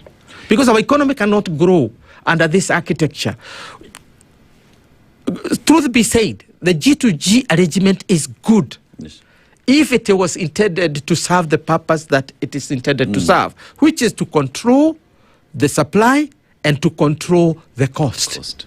That's what a government-to-government arrangement would do. It would look at the two. But now you close your eyes to the costing because you want to make profit. I mean, Prof, what you're talking about is not something that has not been tried and tested in the country. Because in 2010-2012, NOC was active price stabilizer, played that role in the country. Because I remember at the time, whenever prices would come up, NOC, the national oil fuel stations, would be selling fuel at a much lower price as compared to private private firms, and you'd find that alone would stabilize the prices of fuel in the country. It has been tried, it has been tested in the country, and it proved that it worked. At the time when NOC was going down is because of the expansion. They had fewer fuel stations in the country and could not compete with their competitors, which then speaks to, if this is exactly what we knew as a country, that NOC would be able to stabilize fuel prices, all we needed was to invest more in them and expand across the country. But that did not happen. Therefore, we know the solution. We know what we must do. We just don't want to do it because in one way or the other, politicians are doing business with government and this is benefiting them. The reason why we seemingly are not willing to do that which we must.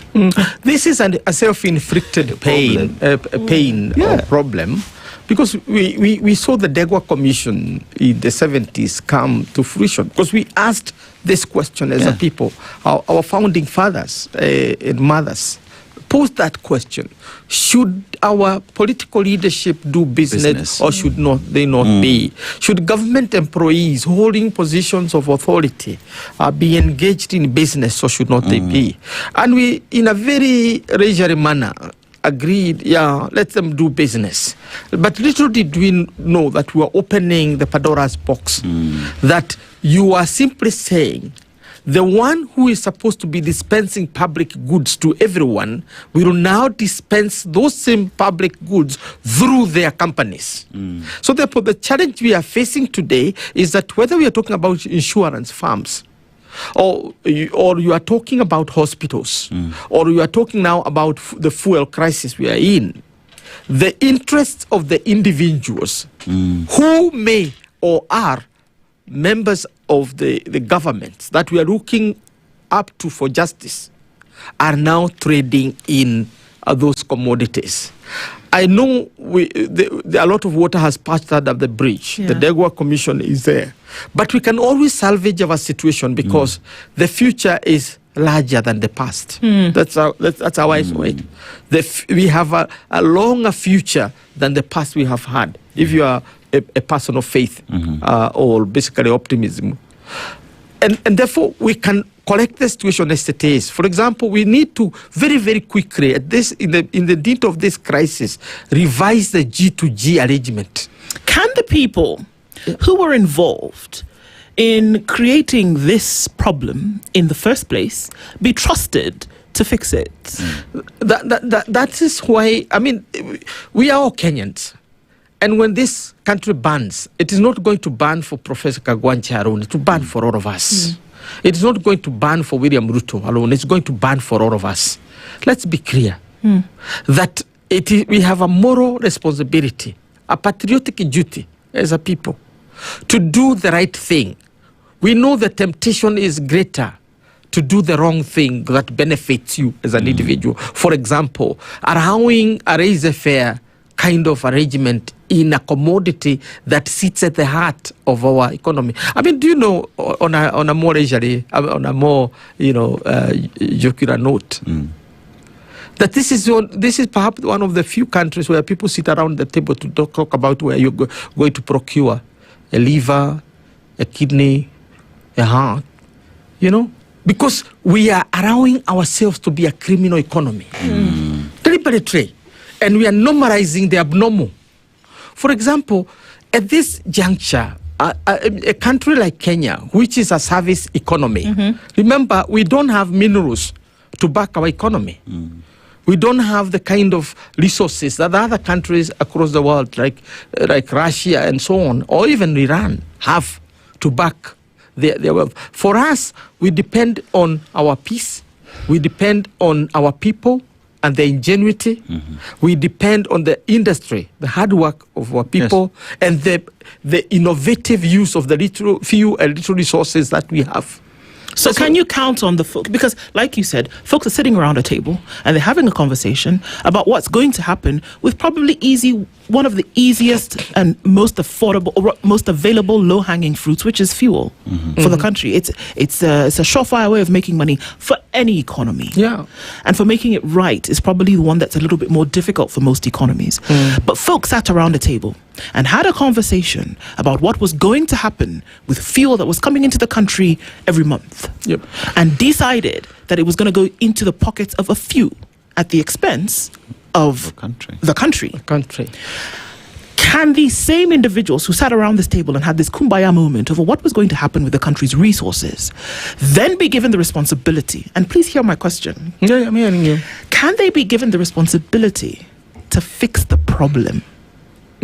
No. We fixed our problem long time ago. Because we thought about it. That's why I keep on drawing you back to the lessons of the past.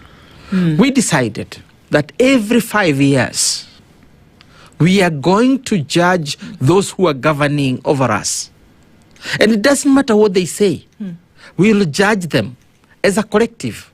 We did not leave it to plebiscites or to certain groups or institutions within the state. We took it directly to the Kenyan citizen, the voter, the 57 million people who owns this country. In our constitution, we went ahead to say that the owner of this country is the people, the sovereign. And that might sound a very ordinary, mundane statement. It is not.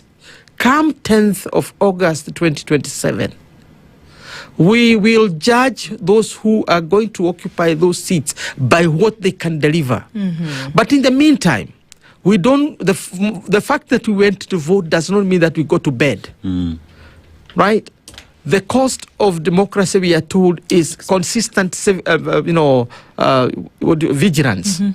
So we are vigilant. That's why I woke up this morning to come to this station here and talk the way I'm talking. I'm talking for Kenya. You're talking for Kenya because as a citizen, I have the duty of vigilance.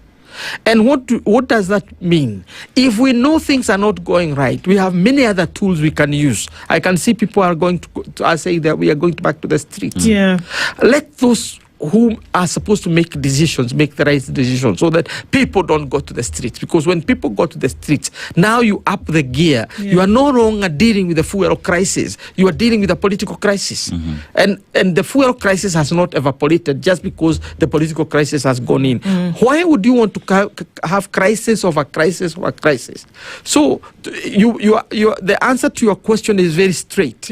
That Kenya will solve its own problem. It is only a matter of balancing our interests because we don't want instability in this country. We don't want to violate the rule of law that we have set upon ourselves, that we elect leaders every 5 years. And when they have finished their terms, we judge them. Those who have done well, we keep them. Those who have not done well, we change them. We change them. So I think this is where I started, and I would harken back to the same. To say that the 2027 election is about the economy, and more increasingly it will be about how we deal with the fuel crisis, because the current fuel crisis is going to shape the prospects of our economy come this year and next year.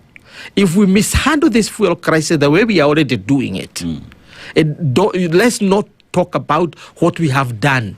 Oh, we have achieved this, all these kilometers of roads, all these, lines of, whatever, these cables, this, that, the economic indicators, people come to shout, to say how prosperous, how successful they have been. You cannot be successful when people are paying the kind of fuel cost that we are paying. When, in essence, it is possible.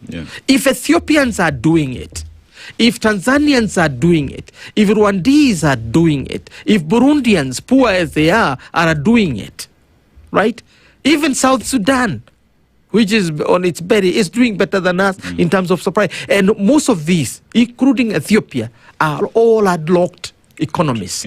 They are paying levies at the toll. The Ethiopians are complaining about the port of Djibouti, which is not in their country, where the 90% of their goods pass. Now, for us, God gifted us with a coastline. God gifted us with the proximity to the source of oil. Between here and Iran is 3,700 kilometers. Look at South Africa, which is double that distance. And fuel has to reach them, and it has to be costed. And even in South African fuel is cheaper than ours. Are you getting it? Now, don't tell me that we are paying, an arm and a leg for our fuel because I'm a middle-income economy. For God's sake, take me back to the middle economy, if that is what is going to be meant. Well, let's talk about that for a minute. Yeah. Because the folks who introduced this middle income, low income, I don't know, whatever it is, are the big boys who sit at the IMF and all these financial institutions. And a gentleman called Moody, who I don't understand why he's so sad all the time, have decided that this is the global economic order. And if you fit into this band for whatever reason, this is what we are going to call you. What is the reason why nations have decided to stay according to that, or can you not run away from this global regulation? And which countries have ever really developed under these IMF regulation strategy, which have ever actually reached a place where they're not being called middle income, low income, least developing, more developing, whatever else that is thrown into that bag? When you are elected as a leader of a country, or you are elected as leaders of countries, like we will be elected next year. I told you that I'm running for I like the way you threw that in there. We will be elected, yes. Yeah. When we are elected next year, our ultimate responsibility that we cannot run away from is to protect the sovereignty of the Republic of Kenya. And sovereignty interpreted in its diverse forms, not in one way, the military way. Sovereignty means the right to make a decision that favors your people. In the 1990s, President Daniel Arap Moi caved in to pressure to the SAPs from the IMF and the World Bank, and agreed on something that is euphemistically called structural adjustment programs, which is basically not structural adjustment. It is structural poverty imposed on the people. I grew up in this republic, and I went to school in this republic with the two scholarships.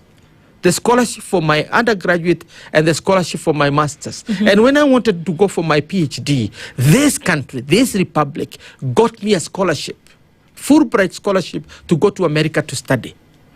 I come from one of the poorest families, you know, the post-Mau Mau families in Moranga. So we know what poverty is, but we also know what a functioning state can do to secure you in terms of protecting your sovereignty. Where am I going with this argument or with this discussion? I am saying I have no business discussing IMF because my business is the Republic of Kenya. My interests are the national interests of the Republic of Kenya. So are you saying that the people who are in leadership ought to have the same idea? Yes, that's ignore the IMF? No, not ignore. If the IMF offers you a deal that benefits our national interests, so be it. They are our partners. If it offers a deal that undermines our national interests, it is not anything to talk about. You ignore it and give them matching orders. Now, when they come and pronounce a regime, for example, the kind of things they are talking about are not, I was reading around what they have been saying and to see whether they are offering any reprieve to a Kenyan citizen. None. They are basically looking at the interest of oil corporations in Kenya, most of which are foreign. So they are basically talking about the laissez-faire marketism or mercantilism, about opening the market, not bringing regulations, not doing this. Which country does not regulate itself? Even America, the mother of liberalism, is regulating its crucial things. I mean, I don't care if you want us to talk about the freedom to choose the burgers or not or burgers, but we're talking about global or national public goods. Public goods like education are not something that you debate with people. That's why Kibaki had no business with debating with the World Bank and the IMF about how to educate free education. He simply called the chiefs, called the elders, called everybody and said, ensure that any kid in any neighborhood go to school. And if you find any kid not going to school for any reason, just let the nearest authority know that the kid is not going to school. Because it is not the responsibility of the IMF and the World Bank to tell us what to do. They can do their gauging. For example, they have been rating us highly. The growth of over 5%. Now they are predicting that we will decelerate and we will grow by 4.6%. This is what they are saying.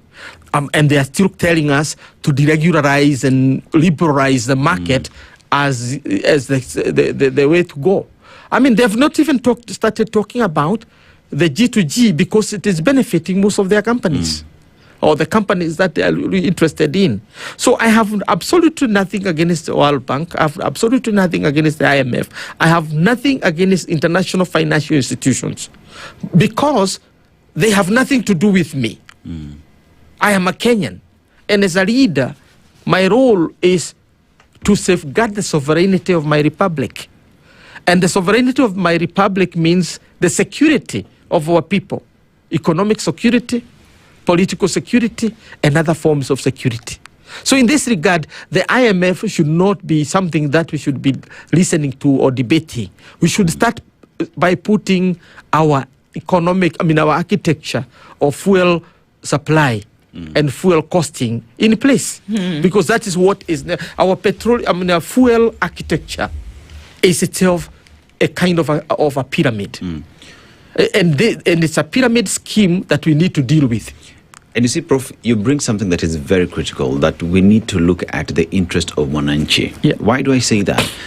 Last week, Cabinet Secretary Mbae was at the IMF trying to look for assistance from them.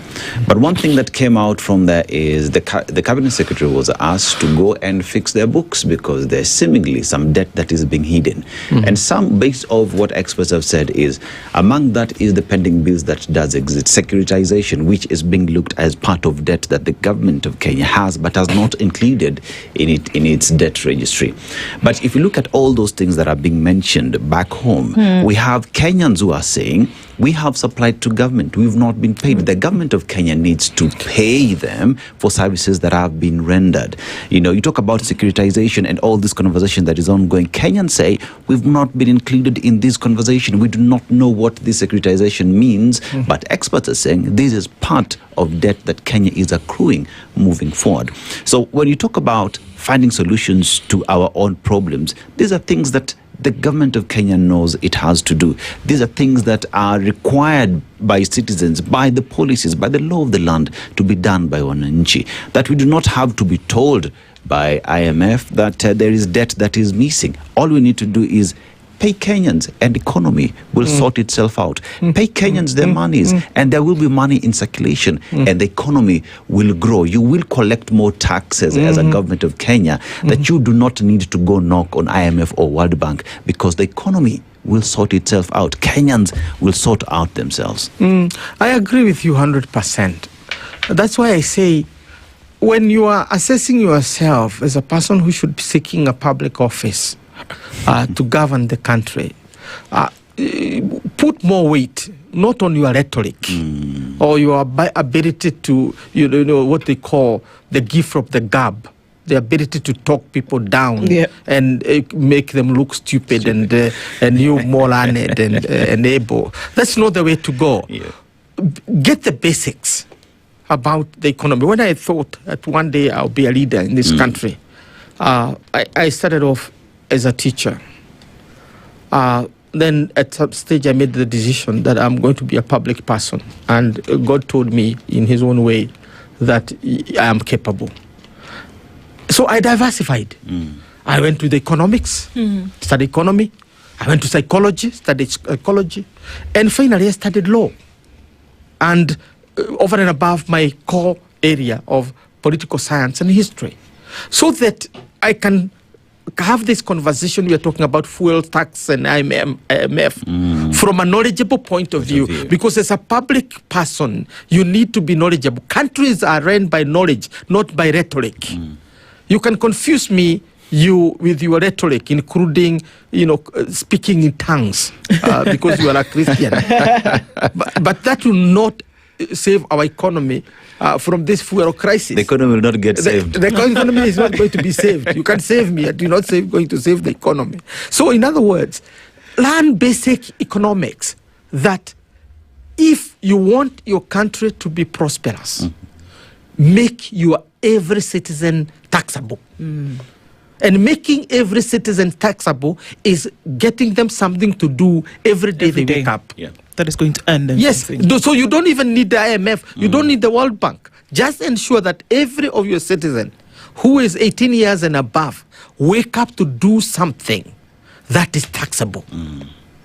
Even if it's potatoes they grow, if they dig, pits or whatever they do, let what they are doing be taxable. Then you have enough of a problem. That is the principle we used under President Kibaki when he came into power. Well, that's interesting because a minister who served under his government is the current governor of Kisumu. And Professor Peter Anyang-Nyong'o said over and over again, the only way that you will then be able to develop to the levels where we are actually seeking Kenya to be is to widen the tax base, which is what you're saying today. Yes. So that you have more people in the pool and that you then get what it is that you need. However, that's not what's going to develop the country. Yep. What's going to develop it is now when you are able to have people have access to credit, first of all, who will then build the private sector, which is a direct feed into an economic growth. Yes, I'm proud of Peter. I'm Professor Anyang-Nyong'o. I sometimes call him my namesake. Yeah. Because he is not just my teacher in the classroom, because he taught me at some stage. But he has also been a good teacher for me and many of my kind who love political economy. Because his statements are short, sharp, and I would say sweet and important. Why is that? Because currently we are having 3 million people about that who are paying the bulk of our taxes from the formal sector, and about the same number, 3 million, from the informal sector. And that is the net out of 57 million people. Now, why are others Kenyans not paying? Because most of them are unemployed. Right. The others are supposed to be employed, but the government is not paying their debts. So in other words, we are having a government that is depending on external debt, the IMF, and that is depending on local debts and not paying. We introduced something called devolution and divided our country into 47 counties. Little did we know that we were also devolving the poverty of our people.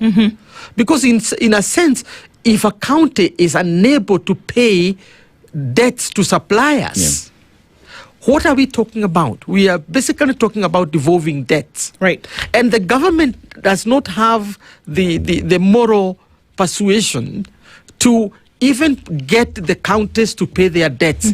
And it itself is not paying debt. So what we are having here are people who are living on hope that one day we will be paid. And what would happen if these people are paid? It would mean that the country would have a boom. Yes. There you go. Because they will invest more, they'll be richer. So one request would make to the government today as we face this fuel crisis, please pay your debts to all your creditors. Those who you have borrowed from, those who you have procured goods from, so that they can weather the storm as we go to the future. To change this architecture of fuel, fuel supply and fuel consumption, right, and make it a security issue, because it is a security issue. Yep. Sort out the mess, says Professor Peter Kagwanja, and you can actually do it. Those are the things that we're talking about this morning, necessary for us to have. We want to thank you for being here with us this morning. Thank you. He wants to be the senator for Murang'a County. Not really. Not really. Something else. The only thing I know is I'll not be a women rep. Oh, that I know. That you know. Well, we don't know what it is, but I mean, from the way you're talking, it looks like this is the stuff Kenyans want to hear. Thank you for joining us this morning. He's the CEO of the Africa Policy Institute, has been our guest this hour. Asante Sana, 9:02. Good morning. The latest news from around the world. 94.4 Spice FM.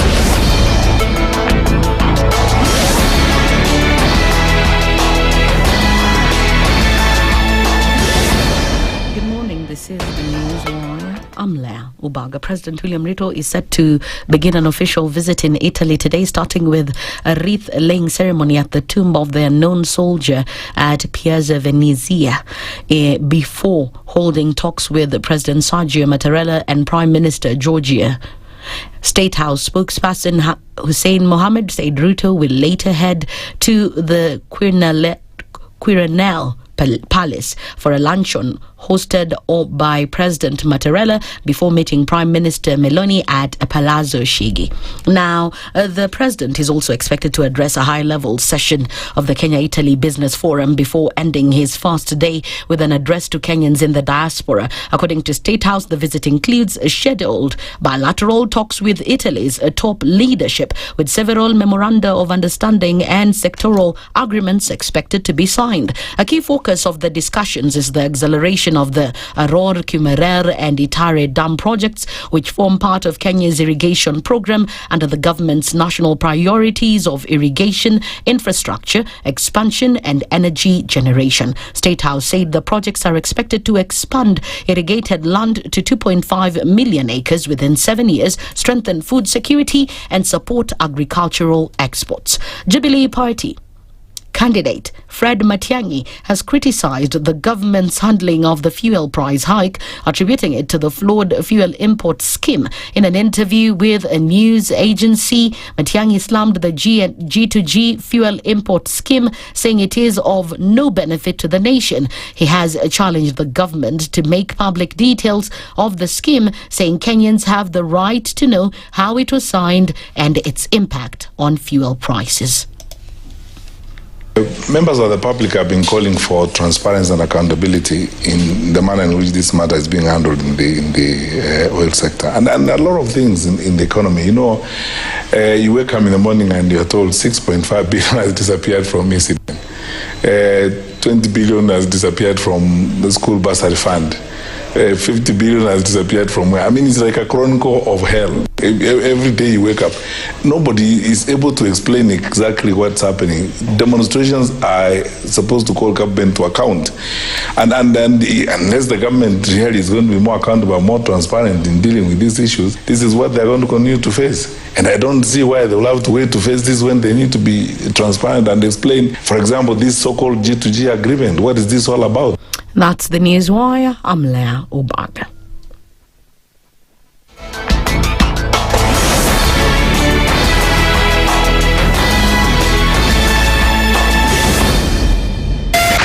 .4 Spice FM, Nairobi.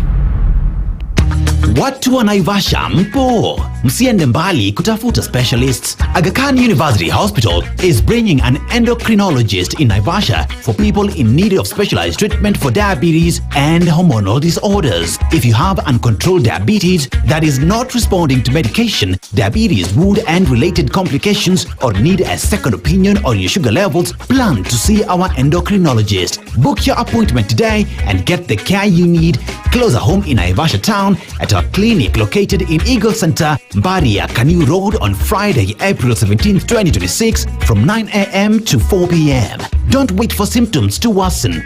Consultation fee is 4,100 shillings. Call 0711 092 587 to book your spot. The following takes place from 6 a.m. to 10 a.m. every weekday on Spice FM. Parliament has got powers.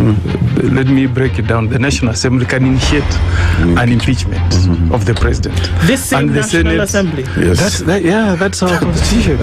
Because this is just a continuation of the previous administration, which Ruto was part of.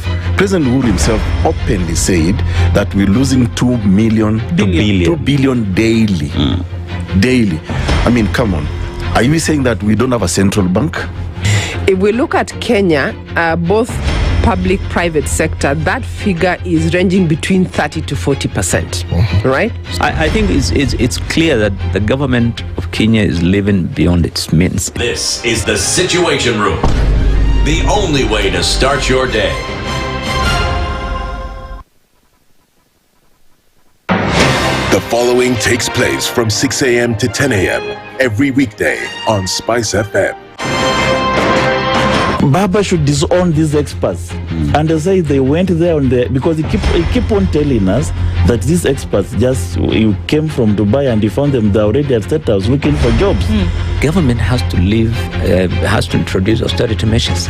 It's something that this government and the previous ones have not been able to do in this country. We've talked about it so many times. And really, I think you have seen the modus operandi of William Samoei Ruto since he came in. It's just showbiz. This is the Situation Room, the only way to start your day.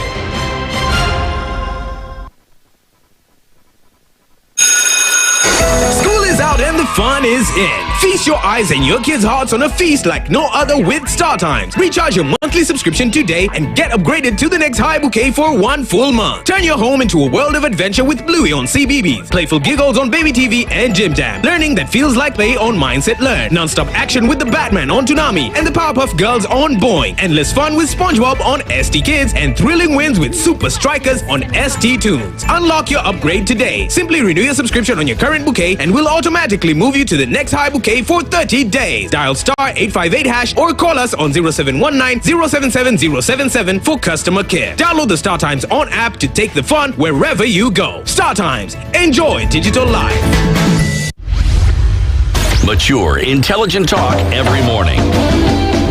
Spice up yourself. Mornings done right. 94.4 Spice FM, Nairobi.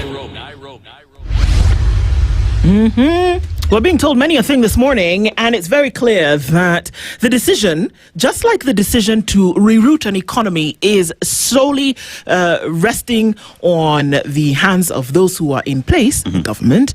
The decision about how that's going to happen in the next cycle, over the next 5 years, is yours. Yes. And dear Mr. President's session this morning, if you're just tuning in, is exactly that. Dear Mr. President, for you to understand how Kenyans are going to vote, they're going to tell you this morning. We've been told over the hours today that Kenyans are going to vote because there's road infrastructure happening in the government. 20,000 kilometers of roads, I don't know, being either maintained and or established. And 6,000 constructed. Is the reason why Kenyans standing before the ballot box come 10th of August 2027 is what is going to make them vote. We've also been told that when you are before the ballot box on that day and you remember that 100,000 teachers, the biggest number ever in the history of Kenya, have been hired by this administration, that is what is going to sway your vote in one direction or another. Yeah, that capitation that goes to schools is one thing that you will remember and say, I am voting on the second Tuesday of August. So, dear Mr. President, our session this morning is actually Kenyans are going to tell you what it is that is going to make them vote. And how are you going to do that? You're going to call us this morning and you're going to let us know when you will vote. Because, guys, I think we have passed the place whereby we're saying, oh, will you vote come 2027? No. So we're speaking a different kind of language this morning. When you vote, because this is not a matter of if, guys, the pain that you feel, the anger that you feel, the frustration that is now in your soul, in your spirit, one of the ways in which you can sort that out beyond this prayer and divine intervention that people are talking about is to go to the ballot. Yeah. So not if we will vote, if you will be around. When you vote on August 10th, 2027, what is it that is going to help you make your decision? Things have been thrown at us this morning. They've been thrown at us the last couple of weeks. They've been thrown at us for months. What is going to influence your vote? Now, the person who is thinking about the 20,000 kilometers and 6,000 kilometers of road, how does that affect your daily 1, 2, 3? The people who cried last week when they received, not last week, a couple of weeks ago, when they received that piece of paper from their children's school that told them you thought you had a zero balance for term 2, well, you don't, because the amount of money that you will now pay is double. Those people who are crying at that moment, who are saying, this cannot be, even though you have gazetted a certain amount of money, the school where my child is going that I don't have a choice, I still have to send my child back to that school. I don't have a choice. Will they look for that money? The people who go to hospital today and are not able to get an answer, you guys, I did not realize just how true this thing of medicine not being in hospitals is. Yeah. It is not a joke that you go to hospital, you have been diagnosed with a certain thing, there's medication that has then been prescribed for you, and you're told, sorry, hakuna dawa, but you can go across the street to this pharmacy and you can purchase. Remember, you don't have a shilling. Yep. But that you were expecting that you can do that with your SHA. When you are making that decision about who you're voting for, what plays on in your mind? Remember, folks, we are not talking about if you vote. We are saying come August 10th, when you vote, what are you voting for? We want to hear from you this morning. What are you voting for, people? The things that we hear. Are you voting for the politician who's going to stand on a rooftop today and tell you how nice they look? Are you voting for the person who is going to continue singing a particular song? Are you voting for the person who wants to make you feel a little bit more Kenyan because of where you're from? Who are you voting for? And not just who, but what is it that they represent that you are voting for? Because you know what, guys? If you don't know, we're in bigger problems than we can ever imagine. If you don't know the reason, beyond, okay, I need to vote, it's my duty, the thing you are voting for, if you do not know, then you need to get to work. And you need to get to work today. But we want to hear from you this morning because it's Dear Mr. President. Let's tell you what Kenyans are voting for this morning. Call us 0732-142-650. I beg your pardon, 142-650 or 0732-142-653 or 651. I don't know which one Awuor wants us to use this morning.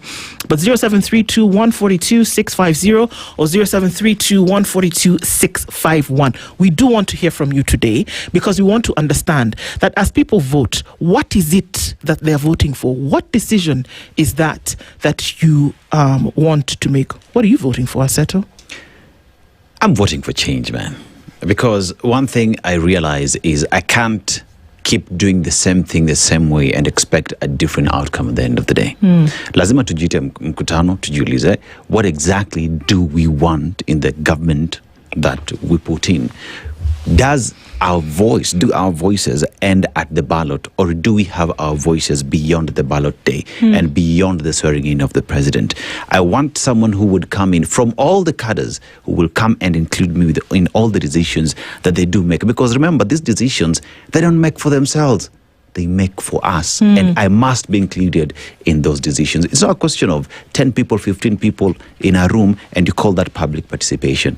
If it's must, we must put a threshold that would determine what public participation means. You want to increase VAT on fuel? I have to be included in that decision. That's exactly what I'm voting for. We want to hear from you. When you make that decision, when you are making that decision and filling out that form, what is it that you are hoping will change? We're hearing from you this morning. We'll take that number again, 0732-142-650, 0732-142-651. See the calls coming in. Don't drop them, and we'll come to you in just a minute. And what should it be? That the things that we are seeing today, I mean, it continues to, baffle me that something of such an enterprise should come into the public arena, and it's just like somebody's just walking to town. That for years you've been told that there's a G2G agreement, and now what you're being told is that actually that money doesn't go to government, it goes to individual businesses. Yikes. Let's hear from folks this morning. Hello, good morning. Okay, disappeared. We'll take more of them. So to continue and to say that it doesn't go, and that something like that comes out into the public domain, and that people are not gobsmacked, and that people are not irritated, and that people are not saying, no, this cannot be the case. Can you trust the people who are sitting with the problem, looking at it every day, to then be part of the solution? What are you voting for come 2027? I didn't ask who, I asked what. Hello, good morning. Hello, good morning. Okay, we'll keep trying that. And we'll keep taking your calls this morning. We keep trying, and we'll see if those calls can come through. May the gods of technology smile on us well today. Hello, good morning. Hello, good morning. How are you? Very well, thank you. How are you doing? Very well, thanks. Now, thank you very much. Again, my name is Luceno from Kakamega. Yes, Luceno.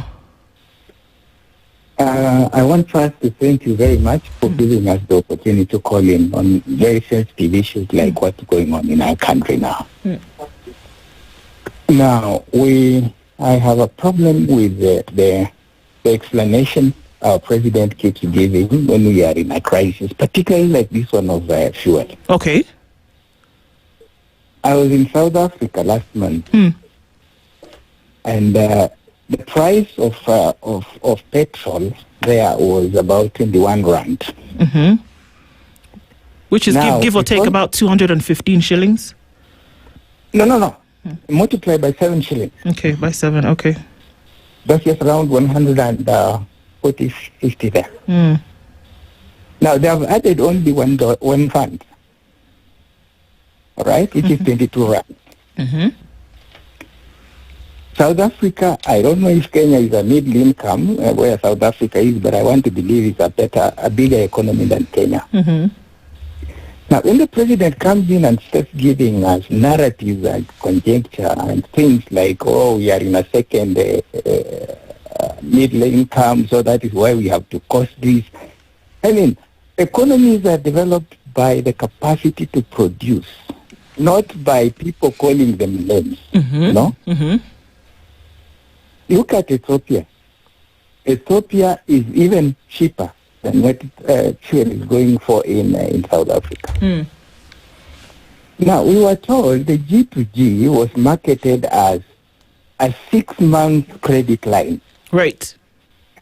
Which means if the war in Iran started in February, we still have a credit line running up to August.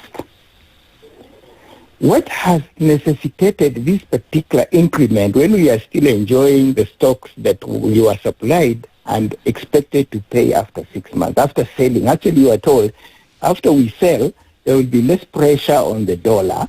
So we will be given this line of credit so that we continue to ease the pressure on the dollar. Okay. So, you know, the way the government and particularly our president messages his conversations is taking us for almost fools or dandies, because he looks at us like people who don't think, who don't remember what he said yesterday, and who don't even care what he tells us. So based on that, Semo, what will you vote for come 2027? I want to say this. The choice of whom to vote for is the only problem. But what to vote for as an agenda, I already know it. And what is that? Not again. Because the way our current government came into power is completely misplaced from public service. It came in to find a vehicle to actualize their childhood egos and ambitions. That they wanted to live like kings somewhere in the medieval times, you know? People who just use everything and they don't care. These people have no interest of Kenya becoming anything successful in the future. They just want to say, I am a rich man. That's all. So I know for sure what I will vote against. Okay. But whom will come when we now know who is standing for this agenda? All right. We feel completely, these are travesty and a theft and a fraud on Kenyans. Well, we want to thank you very much for your call. I think that's also interesting, and it doesn't actually shut you out. That you may not necessarily know what you want to vote for, but you already know what you want to vote against, and a ballot allows you to do both of those things. Thank you for your call this morning. We're looking forward to you continuing with these conversations with us. Asante sana.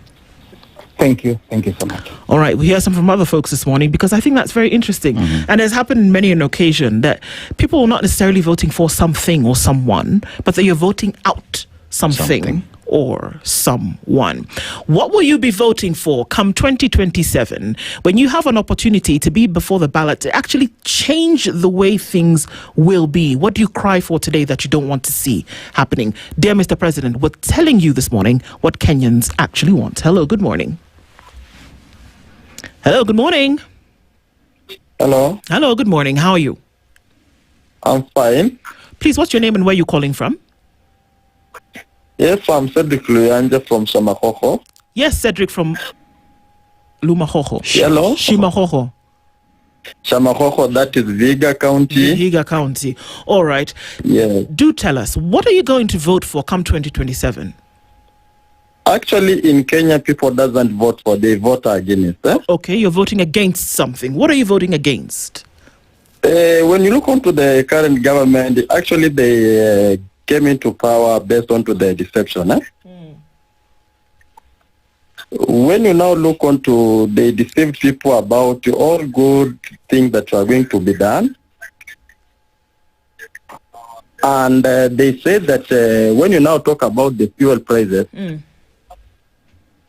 they even came up with something that is called to the G2G, where they said that they were going to ensure that there is stability into the prices. They were going to ensure that there is continuous flow of this fuel into the country. It was just last week when you saw very many people lining onto the petrol stations and there were no fuel. And when you now consider such a like thing, you see people are very much disappointed.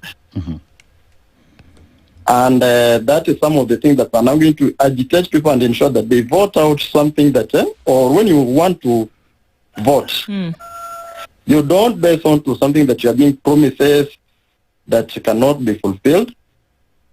Because when you now consider, as we are told that fuel, it is higher in Kenya because we are middle country, and it is the same president who said that when the fuel were higher at the era of Uhuru, he went around and said that how come that the fuel is higher in Kenya than Uganda, Tanzania, and yet they source the fuel through Kenya. Yeah.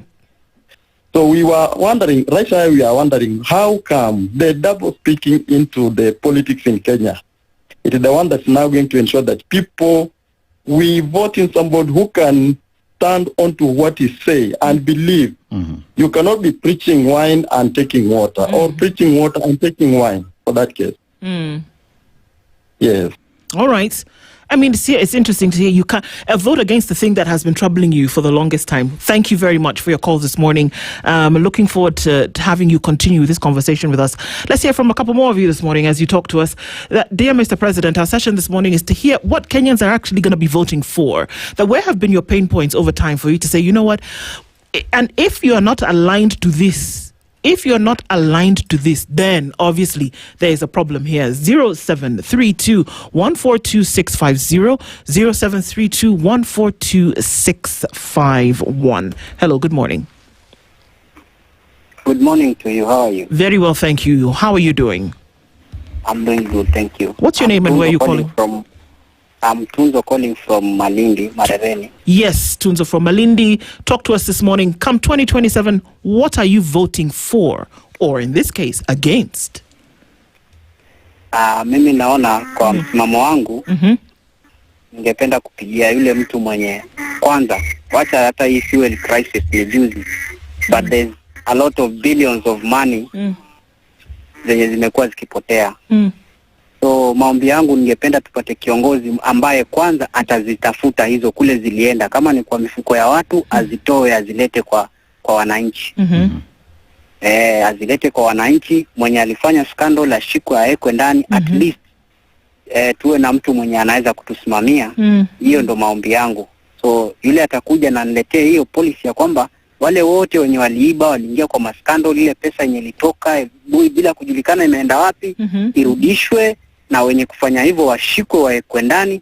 At least kutakuwa na fee, hata hiyo government yenye itakuwa, wale viongozi wengine watakuwa wanajua yule mwenye yuko pale juu hataki hiyo maneno. Alafu kitu nyingine, kumekuwa na shida kidogo over last week. Mlikuwa mpatikani huku. Yeah. I used to follow SpiceFM, but over last week hamkuwa mnapatikana kabisa. Oh, okay. So, but now you're getting us. Maybe there was a little glitch, but everything now is sorted and you're getting us loud and clear? From yesterday, I started getting you. Okay, well, happy to hear that. And just let us know and making sure that everything continues. Asante sana. Na sijui pengine wakati kama hampatikani tunaweza kuambia vipi kwamba kuna wasikilizaji wengine wa kwenu huko watu wasikii. Tuombe Mungu atutakuwa na hiyo shida mbeleni. I used to call but hakukuwa simu haikuwa inapokelewa. Saa nilikuwa nashindwa nitaelezaje kwamba huko hampatikani. Pole, saa zingine labda kuna watu wengi wanapiga simu ndio sababu si ati simu haingii. Ilikuwa yeah. Sindio? Okay, sawa, asante. Asante sana kutupigia leo asubuhi. We'll take more calls this morning. 0732-142-650, 0732-142-651. Hello, good morning. Hello. Good morning. Good morning. Yes, sir. What's your name and where are you calling in from? I am calling from Nyamira County. Yes, sir, from Nyamira County. What is your good name? I'm Richard Gechiko. Richard Gechiko, what will you be voting for come 2027? Not if, when you vote, what are you voting for? Yes, when I vote, number one, I know whom I'm not voting for. Okay. I'm not voting for the regime that is currently running down the economy. But I would be voting for somebody who is ready to reduce the cost of living. Somebody at least who will consider Kenyans, because we have been fooled before.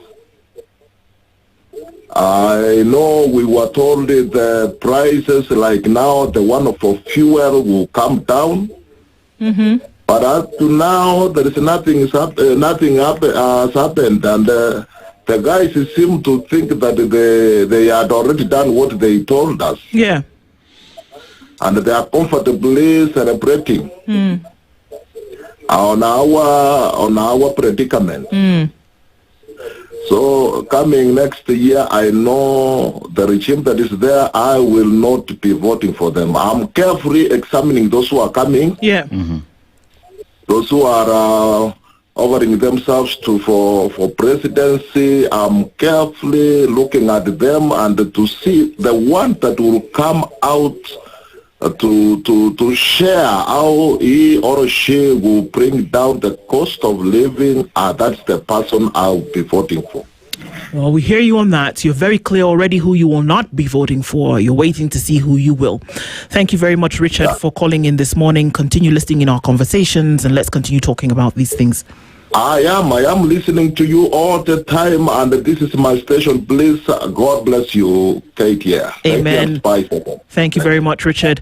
We hear from some more of you this morning as your calls come in. Not to forget, that number is 0732-142-650, 0732-142-653. Okay, let's get through because there are quite a number of them. Hello, good morning. Good morning to you, Madam Ndu. Yes, sir. How are you? Well, Dennis. Salama sana, how are you? Me, I'm good. Me, I'm Karajawa Weru from Bahati Nakuru. Yes, Karaja, good morning. Morning. And the person I would like to vote for is a Traore stand. What do I mean by that? I mean a person who is patriotic enough, a leader who will bring all Kenyans together, not a tribalist, a person of honor. But now the elephant in the room is this. We have tried to change leaders, and this habit of our leaders, right from the MCA to the president, do not go to the leadership as public servants. They become servants of themselves. They go for what they will benefit from. So my wish is this: if we can only get a person who is truly patriotic, minding the welfare of all people, regardless of where they come from, that is the leader I would like to have. I hear what you're saying. You're very clear in your mind what it is that you want, isn't it? As a Kenyan. Yeah, the problem. But the problem is that all those guys, most of the guys we elect, never fulfill their promises. They change once they get there. So thank you. Let's hope we shall get a good leader. Absolutely. And thank you very much for your call this morning. We're going to hear from a couple more people today, if that's okay with you. Thank you for calling in. Hello, good morning. Hello, good morning again. My name is Yuseno, and thank you so much for giving me another chance. Okay. Yeah, I have. I realize and I identify with the problems that Kenyans are facing in identifying leaders who can actually be patriotic enough and who can develop Kenya. I think my appeal to Kenyans is this. Anytime anybody comes to you, take time and look at their history. People do not change. Only circumstances change. If a person has been a thief from school and ends up stealing even when he is in a public office and you make him your leader, you can be sure he will steal. So people who have no integrity should never, like when somebody comes here and is giving you money and doing all sorts of things, the question should be, where is this money coming from? And once somebody shows up with money, and a lot of talking and talking and talking forever, and you cannot see the history of what he has done in the past, that is a red flag. That is a red flag. Okay. So what I'm looking here at is something like this. And I'm not campaigning for anybody, but I'm looking at somebody like Maraga, for example. He has held the highest office in the judiciary. But he has got no money to keep dishing around. You look at somebody who is just a mere MP, and he has got tons and tons of money, and then he tells you now he wants to become governor, then he wants to become president, then he wants to... Those are the people we should just kick out. We should look at people and say this. We are not here to eat off your hand. We are here to have systems working, and we'll eat off our own hands. So somebody who has no clear program on what he wants to do in industrialization, he wants to do in education, he wants to do in healthcare, not just words. It must be demonstrated, because if somebody is closing down all industries, somebody is killing all institutions, and then you think he'll eat off his hand, I think we are completely wrong. So that's my thought. It's just a wide thought. I know it's a wide thought, kind of, but the truth is, we need people to demonstrate leadership, not to be kind of Father Christmas, standing here, stealing money here, and then giving us without easing our short-term problems, and basically condemning the country to a pauper, a nation, Yep. We definitely hear you on that. That's my thought. Thank you so much for sharing those thoughts with us this morning. Definitely for calling back as well. Very important that we look into some of these things. We're going to take a quick break on this. Remember that we're talking to dear Mr. President this morning and saying that this is what Kenyans are telling you. This is how they intend to vote come 2027. Don't let it come as a shock to you. So guess what? He's also said, well, once a thief, always a thief. This likelihood of them not going to change. So those are things that you should take into consideration when you are faced with a decision, as you will be come 2027. We'll come back and we'll continue with the calls this morning, because dear Mr. President should be getting the message loud and clear this morning, and not just him, for everybody who is thinking that they want a position to have a go at it. This is what Kenyans are saying to you this morning. Take heed. We'll come back with more after this.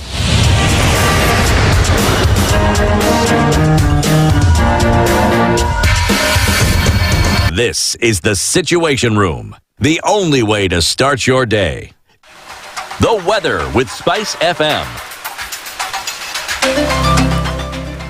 All right, taking a quick look at what it looks like this morning, getting into Monday. Still sunny conditions in Nairobi at 19. We'll see a high of 24, and we will see a high of 25 in a partly sunny Nakuru, currently at 18. It's sunny at 20, looking into Nyeri. While at 24, Kisumu is sunny. It's 23 and sunny in Kakamega. Rain showers this morning in Mombasa at 26 with a high of 30, and we'll see a high of 31 in a mostly sunny Malindi at 28. 21 and sunny in Marsabit, while it's sunny at 23 in Kampala. It's mostly sunny at 27, looking into Dar es Salaam. 17 degrees and sunny in Johannesburg with a high of 22, while Lagos is sunny at 27. We'll see a high of 33. It's sunny at 7 in London and 22 and sunny out in Beijing. Clear skies in New York Sunday night, coming into Monday. A high of 11 and a low of 1.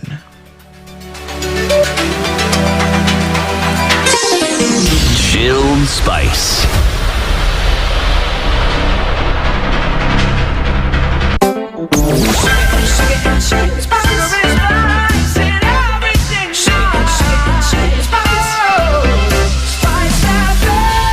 spice up your life. Traffic.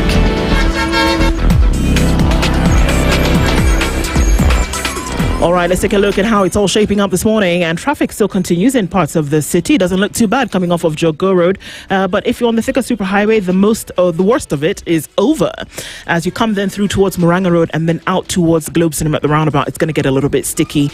Getting onto Kirinyaga Road also is no mean feat this morning. So you want to avoid that. Getting into the CBD won't be too bad. After that, on Gong Road, also getting through towards Valley Road, not so bad. A little bit of traffic just at the end of Rilo Dingo Way. The Southern Bypass has been proving to be all kinds of wonderful this Monday morning. So keeping an eye on all of it. We're getting out of traffic hour. Let's talk through the day and keep things moving. SpiceFM, KE on X.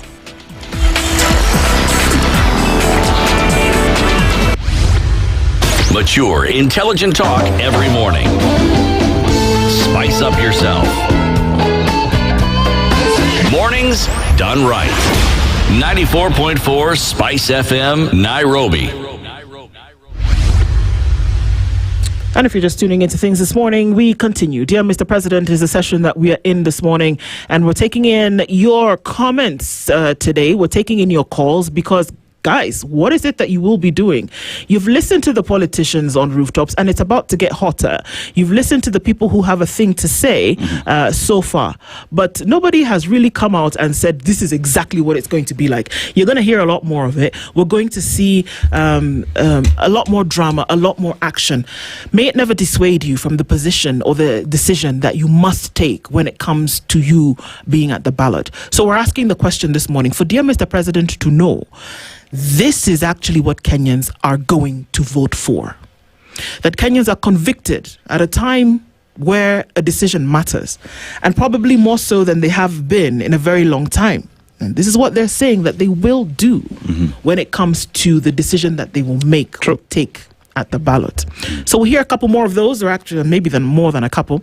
Talk to us on 0732142650 or 0732142651. Also take a look at your comments on socials this morning. I don't know, Aseto, if you want to do that. Looking at what so we'll just look at what Mia is saying, Arlinda Gola. In as much as we look at what we will vote for, we know what we want. The politicians will say all the good things, but once elected, they don't deliver on their promise. And Mtuflani, whom to vote for, we will know once IEBC clears candidates. As for now, we should be stating the sera that we want. Ama tunaogopa kufanya kazi? That's the question that is asking. And Bliss will motivate. I am voting for servant leadership, no to corruption, and we don't pay for debt Parliament didn't pass. Welcome back, Ndu. You are missed, right? And Red Fairy says, what I will vote for adherence to the rule of law, constitutionalism, good governance, and an improved economy. We have Musemukweli as well, who says, I can vote for anyone other than Kasongo and Matiangi. These are same sides of the coin. We must rescue our country from these ICC criminals and their stooges like Matiangi. Now, we have, I am highly convinced, that is according to Eric Awuor, I'll vote hoping that institutions would work for all of us, and many, many comments that continue to come in. Of course, and your calls coming in as well. Thanks for that. 0732142650, 0732142651. Hello, good morning. Hello, good morning. Hello, how are you doing? Yeah, hello. Please tell us your name and where you're calling in from. Please turn down the volume on your radio, sir. My name is Gona Fondo from Twapa. Sorry, say that again? Gona Fondo from Twapa. Okay, from Twapa. Okay, talk to us. What are you voting for come 2027? 2027, I'm voting for a big change. Yeah, a very big change.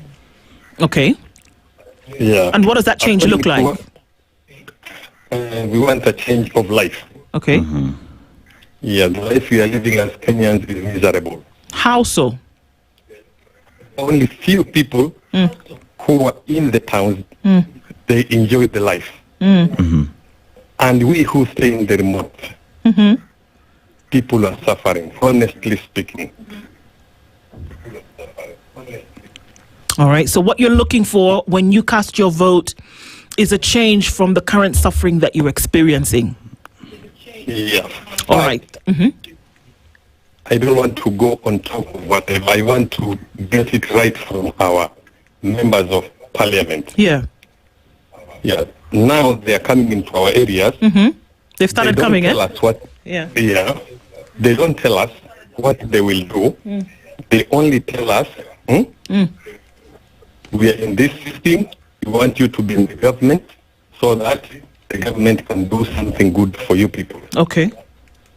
But we always challenge them. We are already in the government. We are Kenyans and we are in the government and we have a government. Okay. If the government does not do for us and you come and tell us, ingia chama hii ya serikali ndio mtapata ambao sasa hiyo hawana sera, hawatuambii. They're just convincing us tuingie tu, lakini hawatuambii nini watakufanyia. Okay. So they are waiting for the head to tell us, I'm going to do this and this and this. But them do not tell us. They don't tell. They don't tell us. Perhaps that is also going to inform you about how you should make a decision, isn't it? Yeah. So now to make a decision, we have to make it kuanzia huku chini. Yeah. If they have nothing to tell us, they should not convince us to go to the top. I hear you. Very well, even at the top, there is nothing we are going to know. Sawa sawa. Thank you for your call this morning. Enjoy your day in Papa and definitely keep listening. Asante sana. Asante sana. Karibuni. Asante. Take more of those calls. Hello, good morning. Hello, good morning. Yes, please morning. tell us your name and where you're calling in from, sir. My name is Collins. I'm calling from Soy in Kakamega County. Okay. My advice today to the president, one would be to just improve the lives of Kenyans for the period that is remaining, because there is nothing new we can advise him to do for Kenyans. But now that is for the president, because for the period remaining. Yes. But now to the Kenyans, I would wish that we could look at this National Assembly. As much as we are concentrating to change on the presidency, the National Assembly is also very, very important. Okay. And I believe as they come to campaign to us, we need to ask them we need to know what policies, what policies they put forward to the government in terms of even the budgeting. Because now when we look for leaders who go to beg the president for development, that is where we go wrong. We need a National Assembly that is concentrated on developing the country as per the Constitution. So you know how you're going to vote come 2027? Not for the current administration, that's no. Okay, you know definitely how you will not vote. Definitely not how I will not vote. Okay, that you know already. So the opposition needs to pull together. Now they're pulling separately. Let them do that for now. Hapa mbele tuko na kazi nzito. They will have to pull together at some point. Okay. But let them mobilize. They should mobilize now as they are. But hapa mbele they will have to pull together because the current one is not a pushover. That one we must also understand. Asante sana. It is not a pushover, and we have to pull together to make sure we change our country, because that is what we need to do. If we don't change this country this time, we are doomed. Well, I hear you, and perhaps that's the kind of a message that needs to come out in terms of a decision that needs to be made. Thank you very much for your call this morning, Asante sana. Just one more thing. All right, go ahead. Thank you for what you're doing, and keep injecting. And I will send you a diagram of the body part so that you know where the liver is. Don't just inject. Inject in the liver. Thank you for the work that you're doing, and Dennis. Asante sana. Thank you very much, Collins. Thank you so much for that. We'll keep hearing from you this morning. Collins, thank you for that call. 0732142650, 0732142651. How you will vote, dear Mr. President. This is what Kenyans are telling you this morning, or in this case, how they will not vote. Hello. Good morning. Good morning. Good morning. How are you doing? Hi, my name is Joyce. Yes, Joyce. Where are you calling from? From Kiambu. Joyce from Kiambu. Talk to us. How are you voting come 2027? 2027 comes. For me, I've not decided who to vote for. All right. Because if you look at the president, he has given us so many promises that he has not fulfilled. And not only that, I will not vote for either the president or the opposition leader, because if I tend to think if they were both still together today, he could not have told us what it is. He could not have told us what they had planned, because they would be one. Number two, I still think that every leader that is asking for our vote right now, it is because they don't want jobs. They want us to give them those jobs, and after we have elected them, they go and forget the common mwananchi. I see. If right now I tell you that my child is in a public school, I transferred her from a private school and I took her to a public school because they say it is free. But let me tell you, it is not free. We are paying the same amount, almost the same amount with a private school. So, and I was thinking of that mwananchi, that common mwananchi is not working. Our businesses have gone down. Everything has gone down. You try to call people to come and buy from you. They still say everything is high. When you're going to buy the goods to come and bring even in the village to sell to those common people, the fare is high. You're not able to pay. You come and now you're wondering, where are we heading as a country? Because every leader that we are not saying that the president is now wrong because he's now there right now. We are wondering, if we elect even the other person, those people who are giving us promises, will they help us? They will not help us because they want jobs. And after I had the governor of Nyeri and Anne Waiguru, they are all asking for because now they have served for their 2 terms as governors. They now want Senate because they want jobs. It is jobs that they want. They don't care about common mwananchi. They don't care at all. And are these the thoughts that are these things that you're saying, Joyce, the things that are actually going to move you to vote in a certain way? When you hear that some of the people who are coming to you to ask for the vote are not necessarily doing it because they want to change anything or make it better, but that they actually just want jobs, will those be the things that make you decide come 2027? Yes, they will make me decide. Right now I've not decided who to vote for. I'm still waiting for that miraculous president who will come, because for now I cannot think that I will vote for. When I see everyone, I see all the same. I see them, they are all the same. I have not seen whom I can vote for, because when I look, I see like even this person will be take and they have succeeded to get him there, they will still now start behaving like now the one who is already there. So I am not yet sure who to vote for, but I am still hoping there is that one person who will come and save us. Yeah, that's what I think, and that's what I feel right now. Right now I'm so down. I feel so bad because we have been promised so many things that they have not been fulfilled, and actually have affected the common mwananchi. Right now we can now feel what a president means in the country, because us, when we are down here, we can feel now we have been affected. Okay, I hear you, Joyce. But I mean, and it's clear that you've actually internalized a lot of these things. You're thinking about them. And I think that's where Kenyans have to be. You're thinking about these things. You see it, you understand it. And these are the things that are going to then furnish your decision. Don't let go of these thoughts. Let them actually be the things that guide you, regardless of whichever direction it is that you're going to take. And this is how Kenyans ought to be thinking for a better tomorrow. Thank you for calling in this morning. Really appreciate your call. Keep listening in, my sister. Thank you. All right, let's take some more calls from you this morning. Hello, good morning. Hello, good morning. Hello, good morning. Okay, so many calls coming in. Let's take the next one. Who's ready to go? Hello, good morning. Morning, how are you? Very well, thank you. How are you doing, sir? Yeah, I'm calling. I'm Tom from Keroka. Yes, Tom from? I'm calling from Keroka. Oh, from Keroka. All right, what's your name, sir? Tom. Tom from Keroka. All right, go, sir. What are you voting for come 2027? Yeah, meanwhile, yes. I'm Tom Onkangi. All right, Tom. What are you voting for come 2027? Now, first of all, I want to apologize for having voted for this current government. Okay.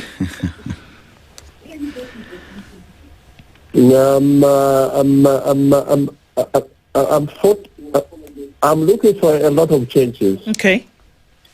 Yes. Mm-hmm. What change are you looking for? What are some of the things that you face on a daily basis that will then furnish the decision that you will make come 2027? Take an example of education. Mm-hmm. Capitation to schools, for example. Mm-hmm. It's 16,000. It's not equal to 22,000. Mm. So the schools are reopening. Mm-hmm. What kind of what kind of education that we are entering into? Mm. Yeah, we are really in a fix. Mm. Yes. I hear you. So it's fueling the decision that you're going to make because you understand what's going on today. What you're saying is that we cannot continue like this. Among many things, the economy is really in its ICU. Unemployment is at astronomical levels, and many more. I hear you. Thanks for your call, Tom. We'd like to hear from some other people this morning, but I hear what you're saying, and that thought is what you must hold on to when you make the decision at the ballot. Asante Sana. Thank you so much. All right. Some more calls this morning. Hello, good morning. Hello, good morning. SpiceFM, hi. Hi, how are you doing? What's your name, sir? My name is George. Yes, George, where are you calling from? Calling from Mombasa. Yes, George, Mombasa. How are things going? Not fine. Mm. Mm. But government, we all want to clean the parliament. I've been doing logistics for the past 10 years. No, it's really a bad thing that the whole parliament should always focus on policies and make sure things work on the end, because the local mwananchi feels the pain when nothing works. Then we all need to clean up parliament, leave alone the president. Okay. So do you know how you're going to vote come 2027? Very well. Okay. You already know what you will vote for, or in this case, what you will vote against? I know what to vote for to see the change I want. Yes. All right. Thank you very much for your call this morning. Taking from a few others this morning, Asante Sana. Hello, good morning. Hello, good morning. Hello. Hello, good morning. Hello, Ndu. Yes, sir. How are you? Fine, thank you. How are you? I'm fine. What's your name and where are you calling in from? I'm Stanley. I'm calling from Mombasa. Yeah, there's definitely one thing I know. Hello? Yes, we can hear you, sir. Please go ahead. Okay, I know where not to vote. That one definitely I know. I know where not to vote. So, for where I will vote, I'm going to wait for the Linda Mwananchi and the United Opposition. They'll give me the way forward. But for now, what I know exactly is where I will not vote. That one I know for sure. Okay. What are some of the changes that would be informing your decision to vote how you will vote? Yeah, it is how the United Opposition and maybe the Linda Mwananchi and any other group that may come up. Yes. How they will coordinate themselves and give me one president. Okay. To be against the regime which is there right now. Yes. All right. There's going back, reflecting back. There's a time I would say Kenya wasted my 24 years. And now I'm not ready to look for another 10 years to be wasted. Okay. Are you getting what I'm saying? Definitely getting what you're saying. Yes, I'm 60. Somebody wasted my 24 years, another one is almost wasting my 10 years, those are 24 years. I'll be remaining with around 20 what? And you're not ready to waste another 21 years. You are making a decision. You know what decision you're making. I'm not ready to do that. All right. Yeah, thank you so much, Ndu. Thank you very much for calling this morning, sir. We'll take a couple more calls. I think it was interesting what he said, that, you know what, time has been wasted. I'm not ready to do that again. One or two more. Let's hear from you. Dear Mr. President, this morning, Kenyans are telling you how they are going to vote. Take them seriously. Hello, good morning. Hello. Hello. Hello, good morning, sir. Morning, I'm John from Odaya. Yes, John, please tell us, what are you voting for come 2027? Okay, I'll be voting for a person who can be able to respect our constitution. Okay. Somebody who respects governance issues. And, you know, and most likely a young person. I'm tired with these old age people. I'm also an old person. But I'll be going for like the Savona group. That's what I prefer. Yeah, so I'll be voting against corruption, corrupt leaders, and those kind of things. Yeah.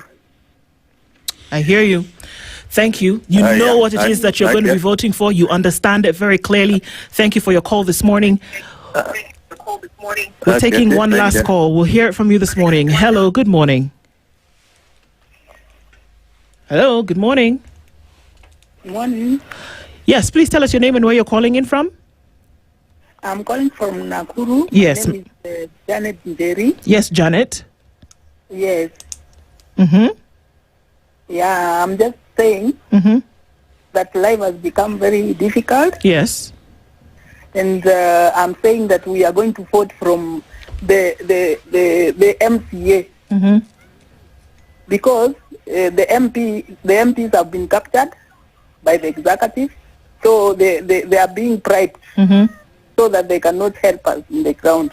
So if any MP knows that he voted yes for the finance bill 2023 or 2024, he is not going to go back. We are going to choose leaders who are going to help the public. Yeah. Our taxes, Kenya is very rich. We pay a lot of taxes. We have a lot of money. We have a lot of resources. We have a lot of big corporations. So we are not supposed to beg for the money from IMF. These monies, all these monies, even those money which are going to get from IMF, they are going to go to the people's pockets so that they can campaign. They come give us 200 so that they can just continue give us gorogoro ya mahindi ama maragwe so that watukanyagia juu. We are going to remove all of them from MCA up to the president. You know exactly what it is that you're going to do. Thank you for rounding this. Yeah. We know that. We are going to choose a manager who is going to sit in the office and manage the country. It is fixable. We are going to get a Mr. Fix. There you go. Not now, next year. Asante sana. And thank you for rounding that out with us this morning. Thank you very much for your call. And thank you for everybody who called in this morning. It's very clear that people know what they're going to do. And did you hear what she said? Yeah. We are going to fix it. We know what it is that needs to be done. Dear Mr. President, Kenyans are telling you this morning how they're going to vote. Take heed. Thank you very much for joining us this Monday morning. It's the 20th of April. Aseto with you, closing out the Situation Room. Asante sana for being with us this morning. More conversations continue tomorrow, God willing. Good morning. 10 a.m. The latest news from around the world. 94.4 Spice FM.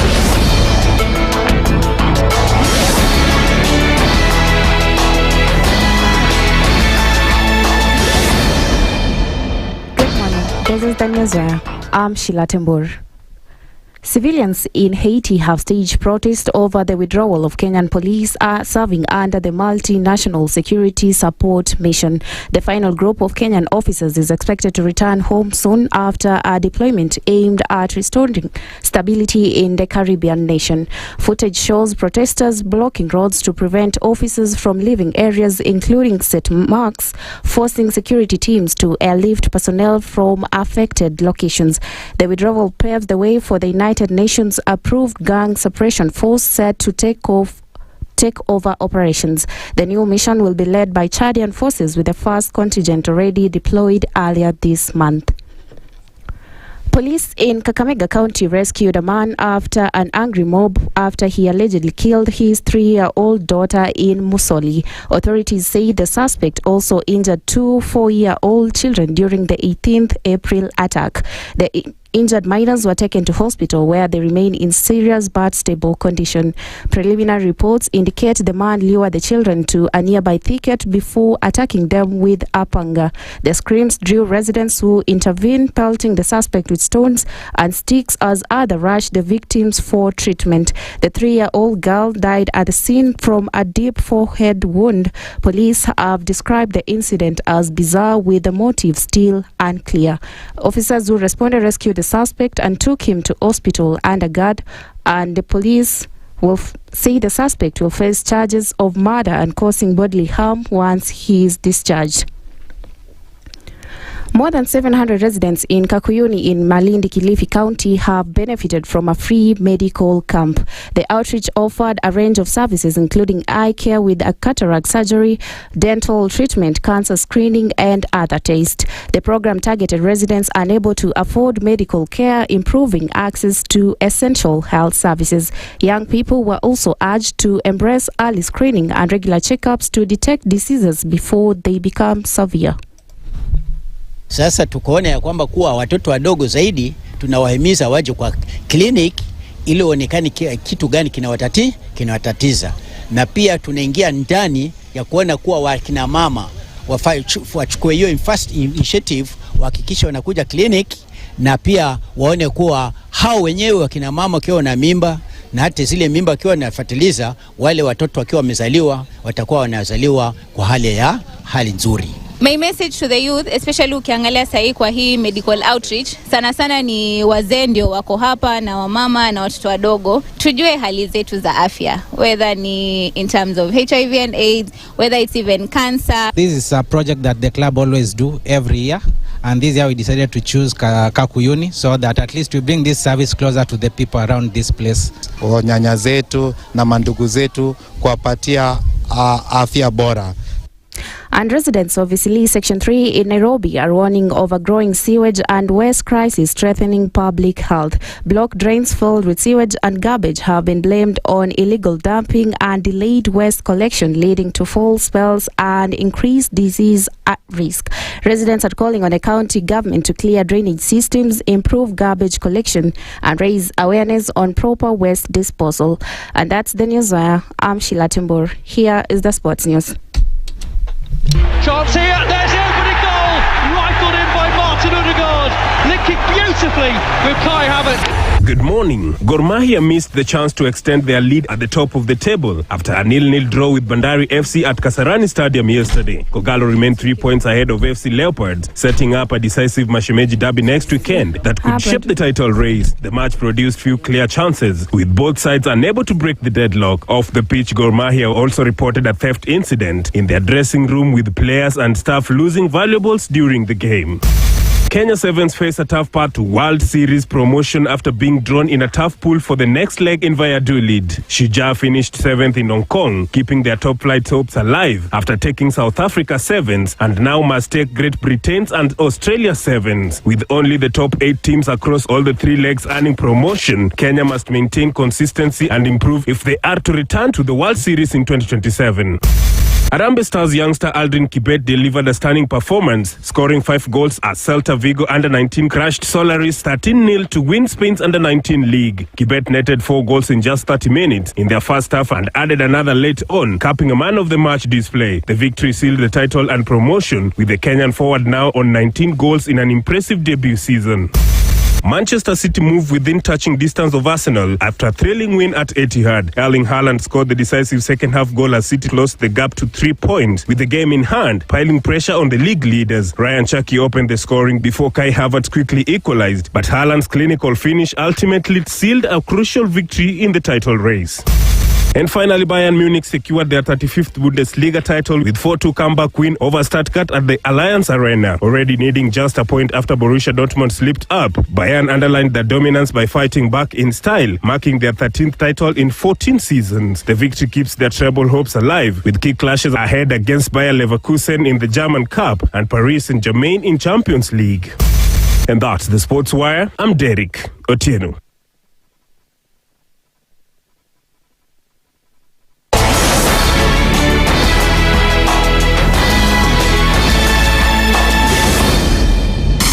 More of the classics and the hits you love. Promiscuous girl, wherever you are, I'm all alone.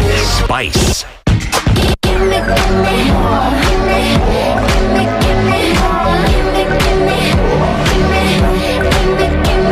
You played the best music. 94.4. You're listening to Spice FM. Back to the music.